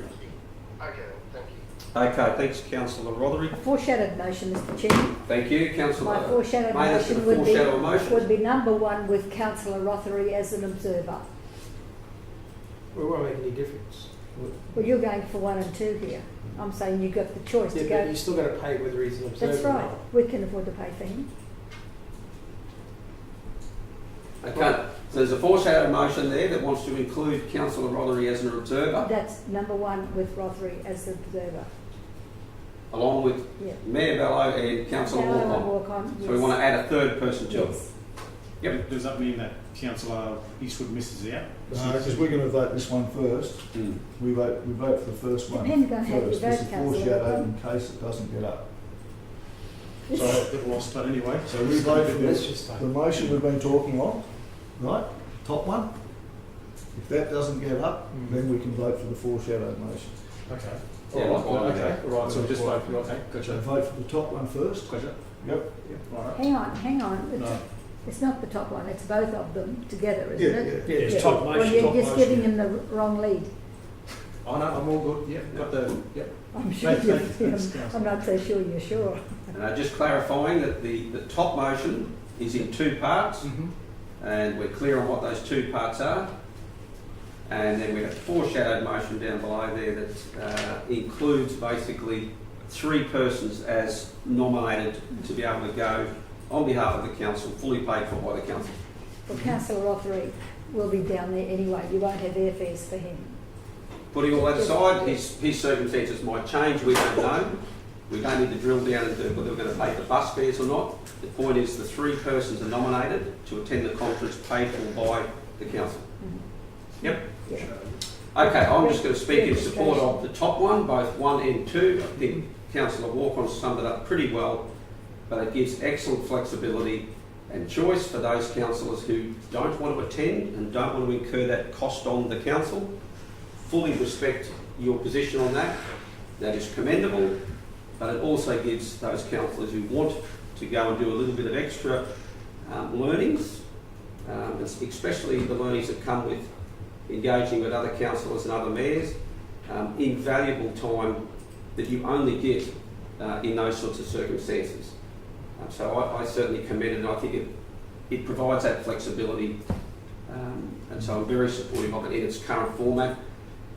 Councillor Easel, you are the mover, so you're entitled to wrap up if you would like, if there's no further debate. Oh yes, Mr Mayor. Look, I think it's really important that councillors have the opportunity to go to conference. This is the big conference of the year. This isn't just a conference that deals with a certain aspect or division. This is the big conference, and the learnings out of it can be huge. And as the Mayor's already told us, if you don't want to go, you don't have to go. But for those that want to go, they've got the choice to go. And if we go back, most of us, and that's been the case most years I've been in council, and the only time it wasn't was when Councillor Lynch and Friend went down, and that was mainly due, my belief was because we're in the middle of COVID. So I believe that this is the way to go, and I hope you support it. I find it, personally, I find it to be such a great time of learning, and not only that, as Councillor Watson has already stated, getting together with other councillors and learning from them. So please endorse it, I ask you. Okay, well after that very lengthy debate, we're going to go to the vote on that. Those in favour of the top motion, raise your hand. Councillor Rothery? You're against, okay. Those against? The motion is carried 4-3. Thank you, councillors. We are now at 12.26, and it's item 12.4, monthly financial report, which we're going to hand over to our Chief Financial Officer, Andrea. Thank you, Andrea. Could I just ask Deputy Mayor if you could just assume the chair's role for about 2 hours? That'd be great. Maybe 2 hours. I think I'm probably more from here actually. I don't think that.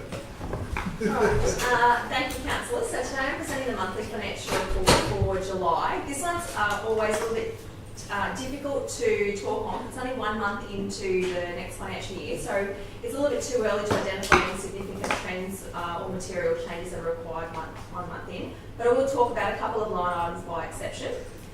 So the first one is that the half-year rates and charges were generated in the system, in our revenue management system pathway in July. And they do have an issue date of the 26th of August, and you were probably already hearing that the postal system has exceeded all of our expectations and are already starting to deliver those rates notices and hitting people's letterboxes as we speak now. So that will drop down, so that the line item will decrease as people pay their rates and discount is recognised in our system. So that's the gross amount that's been generated in there, and discount is only applied when people actually pay their rates. The other significant item that's occurred in July is Council received an early payment of our 2024-25 financial assistance grant of $3.7 million. So instead of receiving it in the previous financial year, on the very last week of June, they paid it quite early in July, which all accountants in local government across Australia are very happy about. But this will show as a favourable timing difference until we do a revised budget. So we were anticipating that we'd receive it in quarterly instalments as we normally would. So it's a good thing that we've received the cash up front. It just means there will be a bit of a timing difference as we progress during the year. All operating costs are within our budget expectations, just noting that the accruals for materials and services, so that means that invoices that have been paid in this current financial year that pertain to goods received or services rendered for last financial year have all but been taken out of this year and posted back into the previous financial year, which is why that one is significantly under at the moment.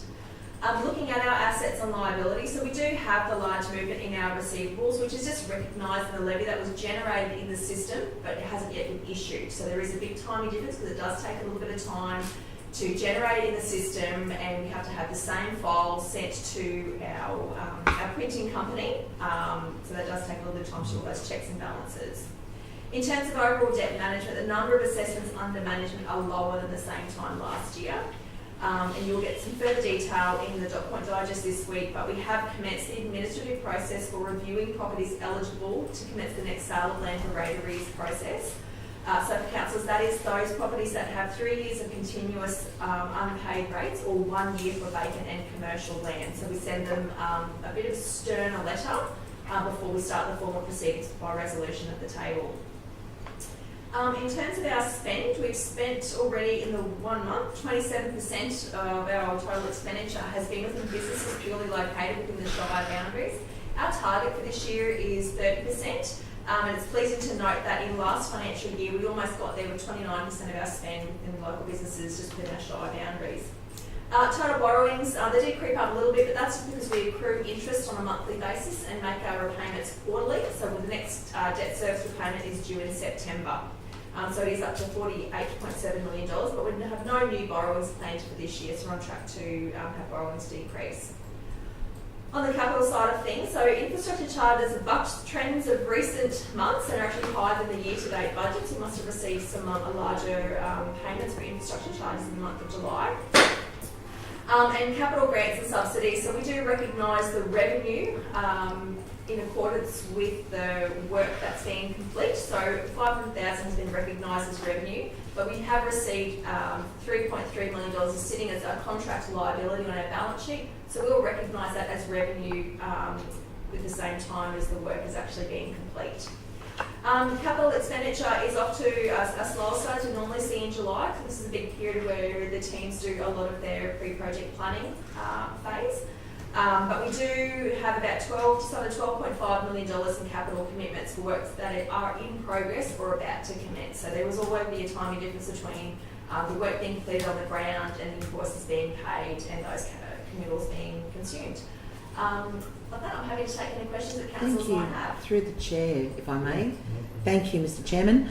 Okay, thanks, Andrea. Page 71, under fees and charges, major negative variance. It said largely due to accrued revenue on infringement notices for the year ending 30th of June 2024, and then it goes on to say which has been actioned. What does this action mean?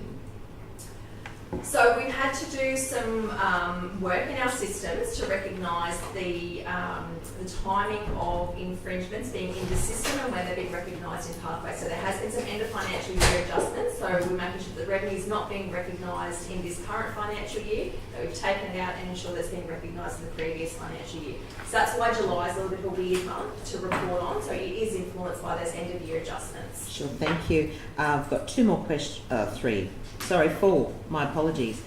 Page 71 again, with $119,720,000 in cash reserves, and we're now down to $48.74 million in borrowings. It seems to me that this is a healthy balance. Could you just explain very quickly again why we ended up in deficit for this current budget? Great question. So assets and liabilities are reported on differently to our operating revenue and expenditure. So our operating costs and operating revenue are reported in our profit and loss, or statement of comprehensive income is the financial reporting terminology for that. Our assets, things that we own, and our liabilities, things that we owe, are reported on our statement of financial position, or otherwise known as your balance sheet. Yep.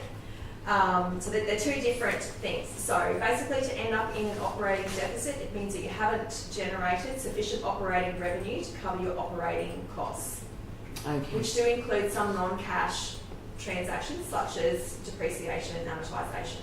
Thank you very much for that. Page 73. Now, I just want a bit of clarity on this one, because I think I may have read it incorrectly, and I just want to know. The increase in borrowings reflect the application of monthly interest accrued on total borrowings for the month, yet it states the variance is $200. This seems like a minimal amount to note as an increase in borrowings. Is it 200 or 200,000? Should be 200,000. Oh, okay. There's not a sign there to say it's been reported in thousands. We'll get that corrected for next month. Oh, so there is. So under the year-to-date actual column, see how we've got the brackets and the 3 zeros? Yes. That denotes that we're talking in Oh, thousands. okay. Thank you for clearing that up, so I'll be able to read it correctly next time.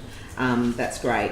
Once again, my usual monthly request is, how's Doonside and Werribee bridges going?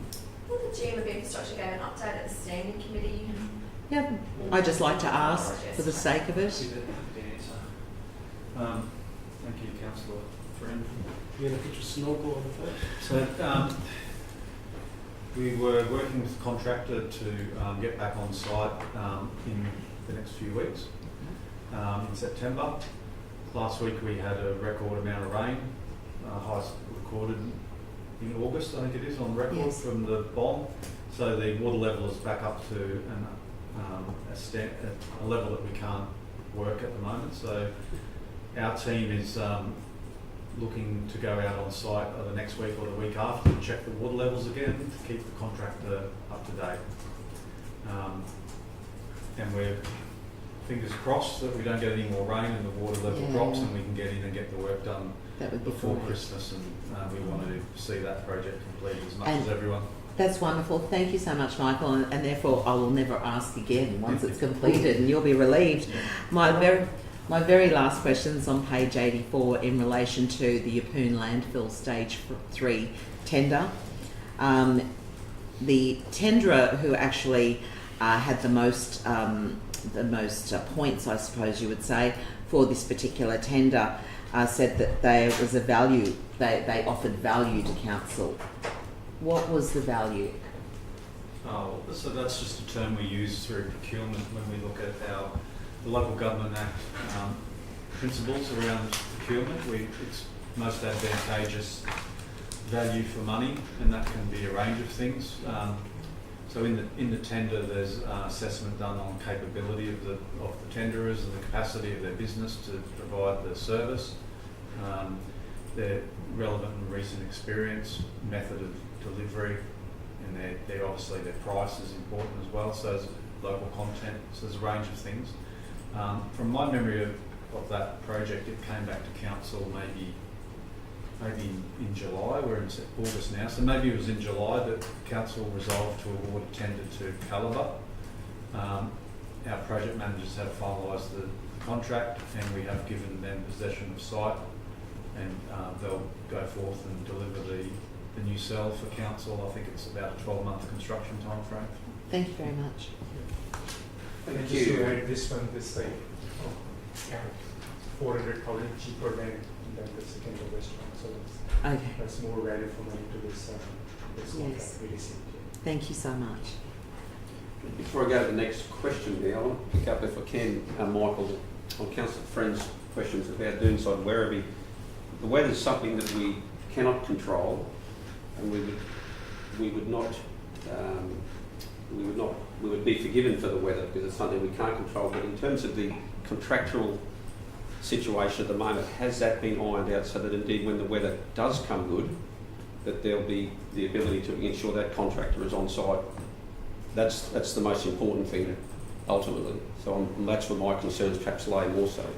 So we did, our project manager and contract superintendent wrote to the contractor about 2-3 weeks ago and said that just before the rain, the water level had receded sufficiently, and basically demanded that they provide a program and return to site immediately. And to the contractor's credit, they acknowledged that, and they put together a program to be on site sort of mid-September. And then Murphy's Law hit us within a week. That heavy rain returned, which was very unfortunate. So our project manager and superintendent are working with the contractor to make sure that we keep communicating to get them and stay on site. There are some other things that we may be able to do under the contract through mutual negotiation with respect to delivery of the project and methodology around some cofferdams and other things.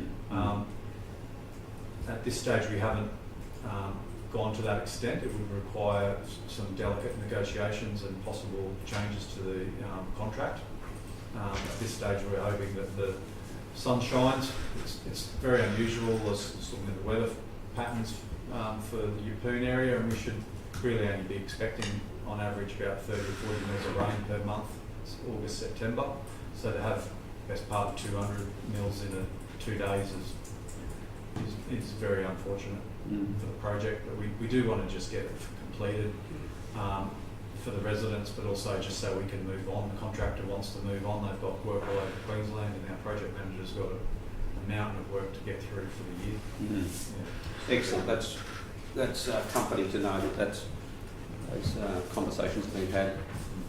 And I guess importantly, if the plan B has been considered in terms of cofferdams or whatever the case may be, otherwise the weather can be very unkind in some regards, but we still need to go to mitigate a way forward. So I appreciate that you're across that. Okay, further questions? We'll go to Councillor May, then go to Councillor Walker. Back to Michael. I'll come back with a couple extra, Michael. In relation to Werribee and Doonside, the other methodologies that you spoke of about holding water back to be able to get the job finished, that takes money as well. I understand that. But we are coming into the true wet seasons if they start to resume their normal pattern. Yeah. And I don't expect that we're going to have constant good weather from here on in, because that can go right through till February, March. So I think we really need to be prepared and have something in place, because if the moment we find that the weather changes, we're going to be set back 6 months or further. That's what I'm saying. Because all the indications are there that the weather's winding up for another good season. Thanks, Councillor May. Councillor I'll come back with more questions in a minute. Okay. Yes, thank you through the Chair to the CFO. Just a couple of clarifying questions for me, please. Page 78, there was the Yeppoon High School car park. Did we resolve that on the capital works It's great. projects? Did we? So it would be a project that will be nearing completion, I would think. Okay, Did it is that what it is? 100% funding for that particular one as well. All right, great, thank you. The Raymond Terrace renovation, again, did council resolve that to happen? Yeah, that was left in the budget, it's listed in here. And if it's not, it means that it's been removed or included in. So we do have a lot of projects that are less than $100,000. So it's not specifically listed. It could be in the. But I will clarify. There was a little debate around that one. I'm just not too sure where that one landed, but it's in there for 100,000, I think. 24-25 budget. Page 79. Yeah, so it's listed in there as a separate line item, which it is. So it is in the budget. Yes. Does that mean council resolved that? It means it was part of the adopted budget. Yes. Yep. Okay, thank you. Last one. So we resolved to charge 7% per annum on our overdue rates, 2024-25. Do you know what is that the same percentage as last year, or did it go up? No, we've maintained that percentage since about 2007. Yeah, I think that's about 2017-18. Yeah. We've charged since that time less than the maximum statutory amount. So at that point, it was 11%. They've changed the methodology that it's the cash rate plus about 5%. Yeah. So again, we're well under the maximum statutory amount is and have done so. This is about the 7th or 8th year in a row. Yeah. Okay. Thank you. Thanks very much, councillors. Now, Councillor May, did you? Thank you, Mr. Mayor. Andrea, going back to the ageing of rates receivable and difficulty with people paying their rates. Just an observation here that when we're looking at the debt collection agency, how many we had last year and how many we've got this year, agreements to pay, proposals to pay, council hardship, they're all much of a muchness, gone down a smidgen, but not much. But what I did notice that the hardships, there aren't any at the moment. We went from 2 to 0. So does that mean we've sort of conquered the hardship side of it as far as people being able to pay? They're on board with obviously some pattern that they can hand up, they can sort of keep up.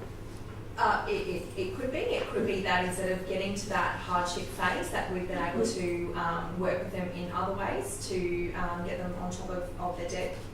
But it is up to the ratepayer. So there is some work the ratepayer has to do to enter into a hardship agreement. We don't make it too difficult for them, but it could also mean that ratepayers don't want to take that up either. That there's other mechanisms. It's a stigma attached to that as well. Yep. But it's good to see that we've gone from 2 to 0 anyway, because obviously there's a lot of work going on there to do that. Yeah, our collection agency continually offers that. So when we refer matters to our debt collection agency, that they are fantastic at working with our ratepayers who are willing to do so. Yeah. Not an easy thread to paddle, that one. No. Not easy at all. Through to Michael. I've got a number of road ones, Michael. I won't put you on the spot now in the essence of time, but I'll do a list for you. You can come back on those. But there's one there particularly. It's on the same page as Guadella Creek. We've got 400,000 there, and I take it that's for the low crossing.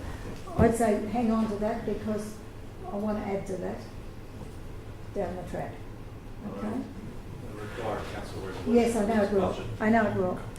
I know it will. It'll have to be done pretty soon because we're starting to gear up to go in and do that work. Okay. I'll come back to you on that one. The other one too, the Artillery Green Lake Road. That's the balance of the funding from the grant that we received. Is that right? The two extra sections of Green Lake and Artillery that need to be upgraded. That's right, Councillor. So we've got, I can't remember the figures, but we've got maybe, say, $2 million this year to continue the intersection upgrade at Green Lake and Artillery Road, put in the channellised right turn slot. And then next year we've got the balance, might be another $3.5 million to straighten out a couple of substandard curves on Green Lake Road heading towards the Bruce Highway. And could I encourage you to have a look at the rest of those two roads that are mentioned, because of the tax from the heavy vehicles, the semi-trailers, all of those heavy vehicles, caravans as well, cuts off 11 kilometres of traffic. It's starting to show its age. And I think we'll have some replacement to do in some of those sections, that's all. So the road's just basically falling apart from the extra traffic from the shortcut. I'll come back with the rest of them. Thanks, Michael. Thank you. Excellent. Thank you, councillors. So item 12.4, monthly financial report. Do we have a mover? Mover in Councillor Friend, second in Councillor Watson. Any need to speak to that, councillors? No. No? Anyone speaking against? No? We'll go to the vote. Thank you. That's unanimous. Thanks, Wade. Councillor Rothery. Councillors, just if I can indulge you, it's 12:47. We've got another 3 items on the agenda there in our ordinary meeting, and then we've got 2 items in the closed session, one being the Capern Aquatic Centre, which Mr. Jeff Davis is in the chamber for, I would imagine. Yep. And we do have another confidential matter that was added late in the agenda. Conscious of either we break for lunch now and we ask Jeff to come back at an appropriate time when the confidential section is likely to happen, or we could bring that item forward, go into confidential, deal with that particular item on its isolation. It's a fairly straightforward report, although I dare to say that because it may not be, but it means we could deal with that particular matter, conclude that, come out of closed session, and then break for lunch, and then we come back.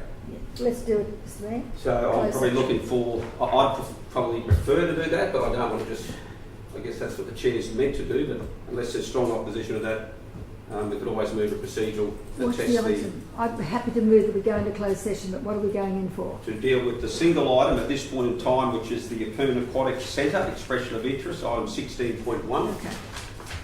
So you're moving a procedural that we're going to go into closed session. To deal with that item. And the reason that's going into closed session, councillors, just to ensure we know why, it's because we're dealing with matters relating to expressions of interest about tender and commercial in confidence of nature. Mr. CEO, would you endorse that? Yes, Mr. Mayor. So people comfortable with what's being put to the table? Okay, all those in favour of going into closed session, that's unanimous. we'll turn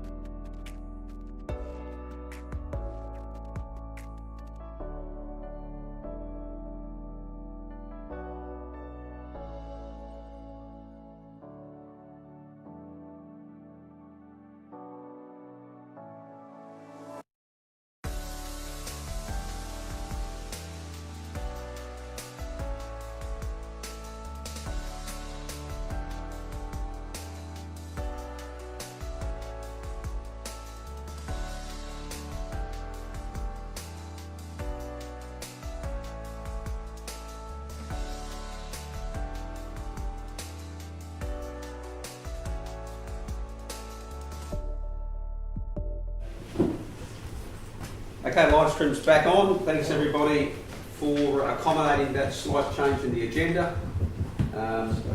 Okay, we are now out of closed session and we're dealing with item 12, not that one, and we're dealing with the confidential item 16.1, is it?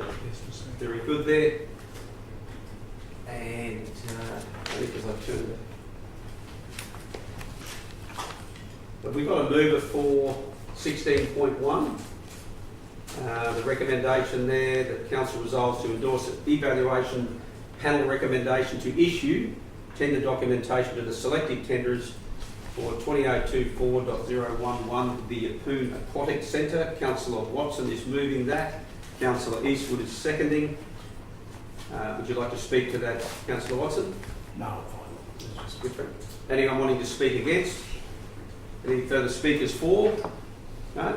That concludes that. We'll put that to the vote. All those in favour? Yep, I'm in favour. That's unanimous. Thank you very much. Is a procedural motion to adjourn for lunch? Can I just make a comment on that one? It Well, doesn't. we've concluded the I know, matter. I have some questions on it. Okay, but what we might do though is we'll procedural motion to adjourn for lunch, and then we're happy to chat on that offline. Councillor Frienders moves that. All those in favour? We'll adjourn for lunch.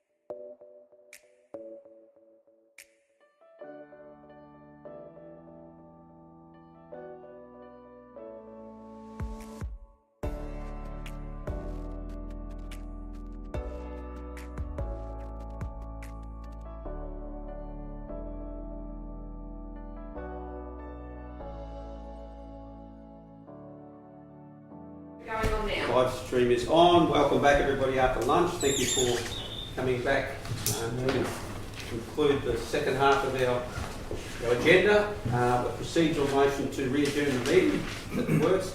Moves Councillor Eastwood. All those in favour? Thank you. I'm in favour. Thank you, Councillor Rothery. And picking back up our reports, we've got 12.5, the interim report for the financial year ending 30th of June 2024. I'll hand over to Andrea. Thank you.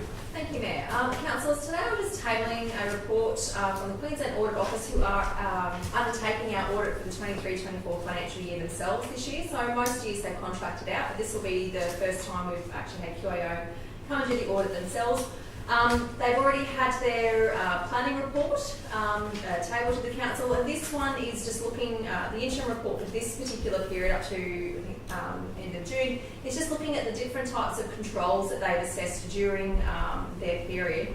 What's really pleasing for me is that there are no matters unresolved from prior years. So that actually reflects quite positively on how strongly the organisation views responding to these audit matters in a timely manner.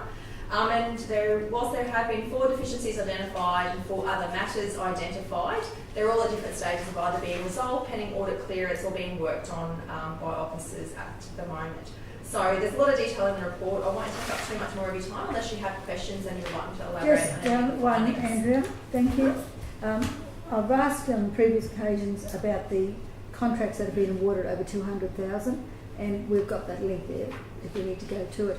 I noticed in the auditor's report that was one of the issues that they've raised. I'll go to, under the local government regulations, council needs to publish details of all awarded contractual agreements over the value of 200,000. We haven't been apparently.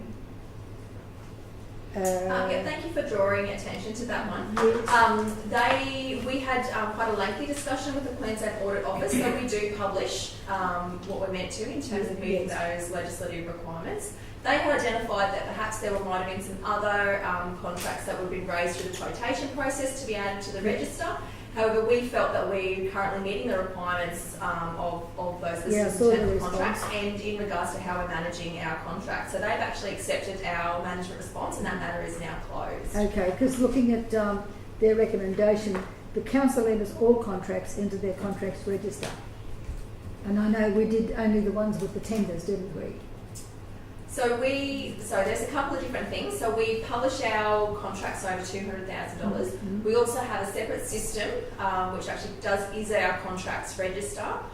In previous audit matters, we've actually also included all of our revenue related contracts. All of our grants are actually a contract. They're a revenue contract that are also in quite a comprehensive contract register. What Queensland Audit Office had identified is that there might have been some other contracts that council had entered into and through a quotation process, so that is still a contract, or to place agreed or something, that wasn't on the contract register. However, they were satisfied with our response and our controls that we currently have in place in terms of our procurement compliance. So even though you've got the response, that their recommendation that that we enter all contracts into the contractual register, would there be many of them? I mean, is it any issue? Is it a big problem to enter them? No, it's not. And we enter in quite a significant number of quotes, which is another form of contract. The Audit Office is satisfied that we do not need to add our quotes onto the contract register because we can demonstrate evidence of those decision making through how we've captured that information.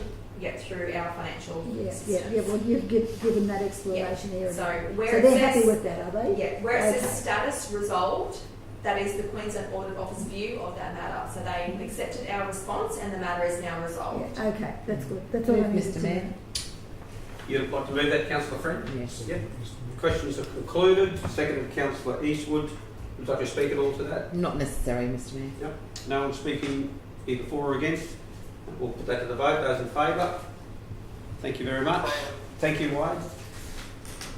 Okay, 12.6 Audit Risk and Improvement Committee meeting 6th of June 2024. Thank you. So the minutes themselves have been marked as confidential because there is some references to some ongoing legal matters that would normally make confidential. However, In lieu of that, I have actually provided a summary in the officer's commentary for this report. The meeting held in June was a pretty standard meeting. The CEO provided an update. I talked about the normal things in terms of monthly financial report, gave updates on the budget process and the financial year. Matt Wilson provided an update on how we're progressing with our journey on improving our asset management maturity. We had a good discussion around risk management, ICT controls and the operational plan performance report. Quiz and Audit Office always provide an update at the meeting as well. They usually attend virtually, but then this whole meeting is held virtually, so everyone's online, and that seemed to work quite well. We have a standard item about looking at our internal audits. So this is one was looking at our the plan for 24-25, a discussion on our open audit items. That has been a focus from our audit committee in making sure that council is addressing the audit findings in a timely manner. And we do have some business rules in place around where we would extend time frames. Yeah, so I'm happy to take any other questions that you might have on the last audit committee meeting. So the next one will be held in a couple of weeks' time in early September, and councillors are, of course, all welcome to attend that one. I'll move that one, Mr Mayor. That's moved. Thanks, Andrea. That's Second, moved. Councillor Reece. Second, Councillor Friend. Any need for debate there? Oh, no debate, Mr Mayor, I will just add, and I probably should have said something before, it's always good to have overseers, whether it be the Audit Risk Committee or any auditing is actually good for the business, especially when you come up trumps. So it's really good. Yeah, absolutely. Very important. No further comments, councillors? We'll put that to the vote. Those in favour? That is unanimous. Thanks, Councillor Rothery. Thank you. That moves on to 12.7, is it? The operational plan? Yes. Q4 performance report. Page 100. Page 100, okay. Did you want to move that, Councillor Maida? Well, Mr Mayor, thank Yep. you. And we're going to get a second there with Councillor Friend. And is there any questions or any comments from the CFO? The only thing that's been different in terms of how we report it is the on-time classification is usually for talking about when items are going to be completed during the year. So if the item was not completed by the 30th of June and it hadn't been, it's now been identified as to be deferred to the next financial year rather than being on time. So that's the only change. So things will either called on time or rescheduling expected if they're going to be done in that particular financial year. Otherwise, we've just flagged that there are now 19 items that will be deferred for completion in the current financial year. However, we have completed 51 out of the 70 items, so just over 73% of things we said we would do, we got done. Lovely. A question, Mr Mayor. You've just answered one of my questions. Thanks very much about that rescheduling, Andrea. On page 105, 1.3.2b, review an options paper for councillors identifying strategies for community and group development assistance. It says workshop scheduled for August 18th. Well, that was on Sunday. So obviously that's an error. Page 105. 1.3.2b. Yeah. And I just wanted to bring that to your attention, workshop schedule for August 18th. So that was this last Sunday gone. Certainly we'll follow that up with officers to see when that will be rescheduled for you. Lovely. All right. So, and also page 114, just getting to it. Almost there. Thanks for your patience. All right, 5.2.4a. 5.2.4a. Top of the page. Top of the page. Top of the page, yes. Project Merlin Phase 1. It says project risks escalating with management processes considering options. What are these options? I believe the interim CEO will provide council with a further briefing on those options at a later stage. There.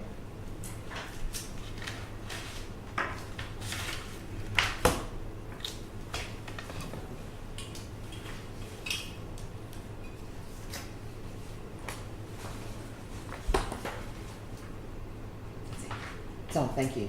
Yeah, so that's all I can sort of comment and say. No decisions been made about where to from here for ERP systems implementation. Thank you. Okay. So, Councillor, can I just, we just finished in draft form a review of the lessons learned in terms of the ERP exercise, which I've yet to share with the executive, so I'm planning to do that over the course of the next week, and we'll debate that, discuss it in full, and then the intention with them is to bring it back to council so that it understands the lessons learned from that program. But the view would be that we would need to come back to the table sooner than later, because there are some matters, particularly in relation to things like asset management, which can't sit in abeyance for another 12 or 18 months before we do something. So. All right, thank you. Okay, thank you, CEO. Okay, we've got a mover in Councillor Maida, second to Councillor Friend. Any need for debate, councillors? No? We will go to the vote. Those in favour? Yep, I'm in favour. Thank you, that's unanimous. That's terrific. That takes us through, it concludes our reports there. And now we've got one other item in confidential to deal with. Yes, Mr. And that item, if we've got reference to that item, what it is there is there on the screen. Recommendation that the meeting be closed to the public to discuss the following items which are considered confidential in accordance with section 254J of the Local Government Regulation 2012 for the reasons indicated. L1, proposal for council to initiate inquiry into acquisition of a freehold parcel for community benefit. And this report is considered confidential in accordance with section 254J3H of the Local Government Regulation 2012, as it contains information relating to negotiations relating to the taking of land by the local government under Acquisition of Land Act 1967. Councillors, can we have a mover to go into close? Move Councillor Maida, seconded Councillor Eastwood. Those in favour? Yep, I'm in favour. That's unanimous.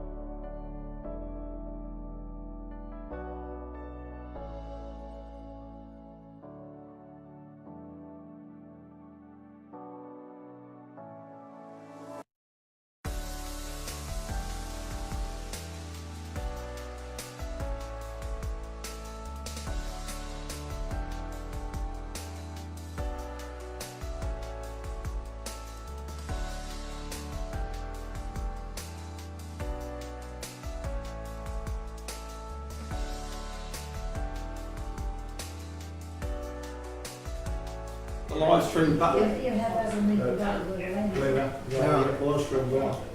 Councillor Maida, we're going to go back into I'm ready. open session. So we've moved and seconded and voted on that, so we're now back live. Thank you to anyone tuning back in. We have our last item of business, I think this is today,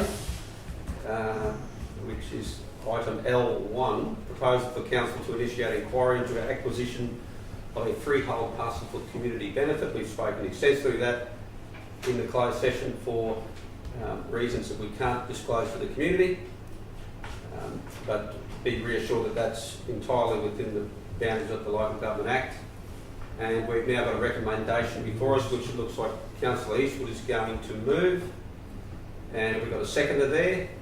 It was a photo finish. We'll give it to Councillor Friend. And that the CEO be authorised to make inquiries regarding costs of acquisition of land as described in this report on the proviso no commitment to acquire the land is made without further approval by council and identified source of funding being provided to council's satisfaction. Okay. See, I Councillor, think we're showing our card hand here, Mr. Mayor. we are definitely showing our card, that's right. And it's too late. It's in open forum. We are definitely making clear to the CEO the instructions that we're providing him to make inquiries. But it lacks the finality principle. Well, the finality is if there's any appetite for negotiation, that'll be brought back to the councillors, and then it'll be once again the councillors' domain as whether we go any further or not. Just a bit untidy, that's all. They often are, these things. But importantly... Not if you want to stay out of jail. Well, importantly, it provides boundaries at every step, or parameters. So, Councillor Eastwood, did you want to make any comment? You know what, Mr. Mayor, I think it's probably prudent not to, so I think we'll just leave it at that. Okay. I'd like to make a comment, Mr. Mayor. Yeah, certainly. Well, I make a comment on the actual resolution that I'm in favour of this because of the proviso that there is no commitment to acquire any land which is without further approval by council. So I actually think this is the way to go, and that's the way it should be. Thank you very much. Okay. No, anyone want to speak against the motion? Councillor Rothery? You're happy to let it go through? Okay, we'll no further debate. We'll put that to the vote. Those in favour? Councillor Rothery, you're a yes. Those against?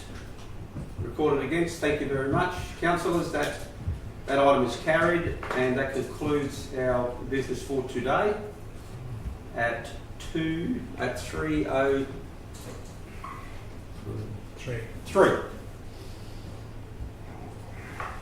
Thank you very much.